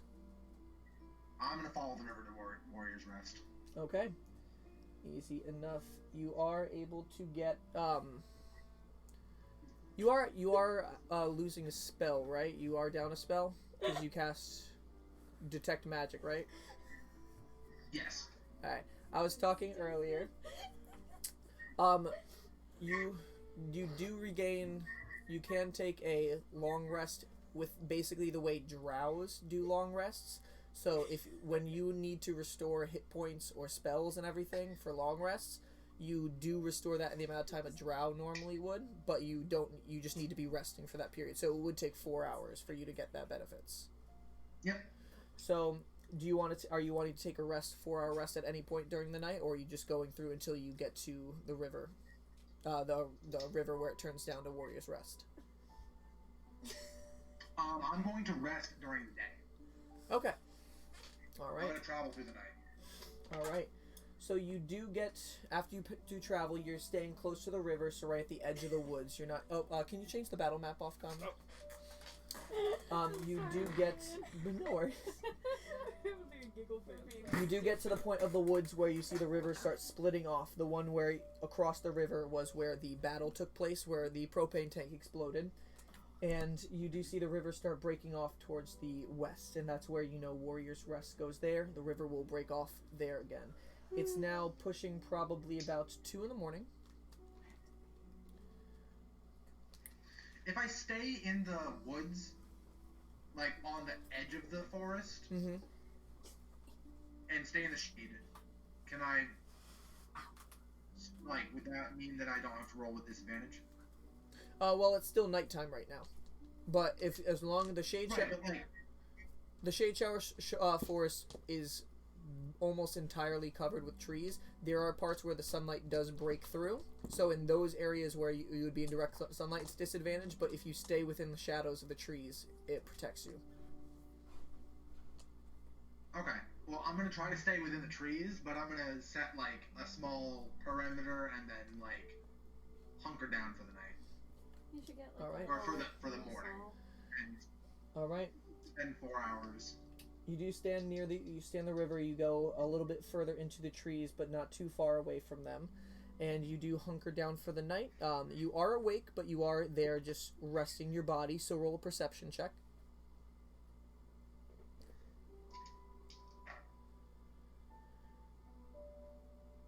21? 21. All right, you're keeping a vigilant eye and ear on your surroundings, and you go by the 4 hours, and everything goes by peacefully. Nothing disturbs you. You do hear a lot of the nighttime woodland creatures, and by the time you start realizing, okay, I'm all rested up, and you get the benefits of your long rest, you do start seeing the dim light of sunrise coming over the morning. It should be about 6:30 in the morning. Welcome to my house. He's close. Yeah. Not there, but he's close. All right.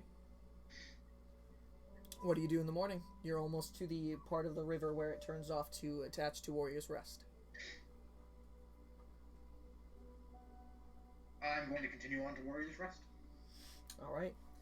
You keep on moving forward, traveling a few hours into the morning time. About 2 hours, 3 hours it takes. And then you come to a part of the river where you see the water flowing pretty at a steady pace down past, but then it branches off, the forest opening up, and the river starts going down a decline. And you roll one more perception check. You're still in the shade of the trees. You're trying to stay out of the sunlight, so it's regular.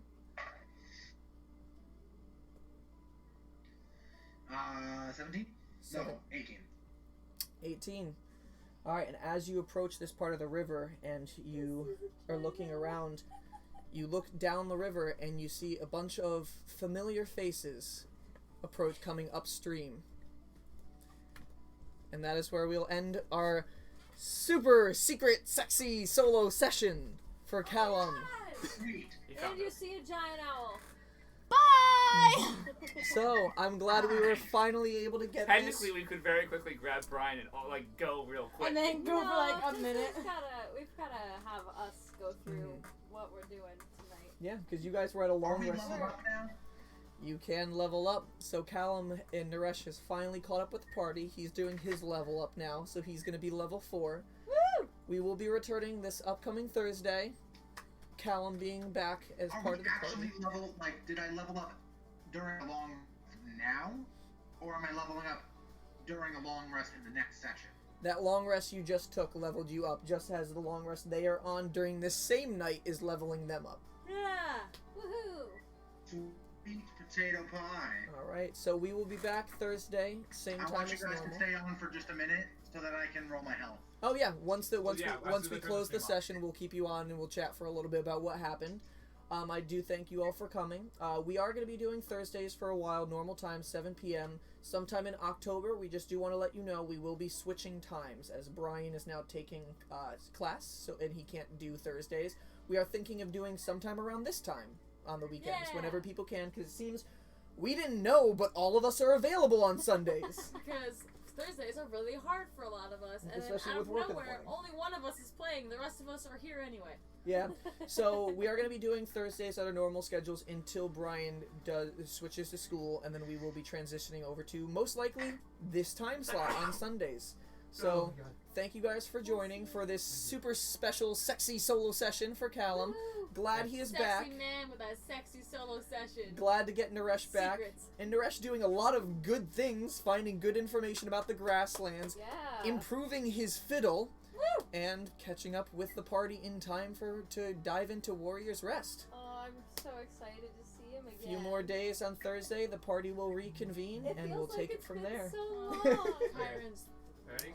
Thank you guys for joining I the know disaster, you're not, the but secret I'm- disaster this time, and we'll catch you on Thursday. Bye! Bye. Bye.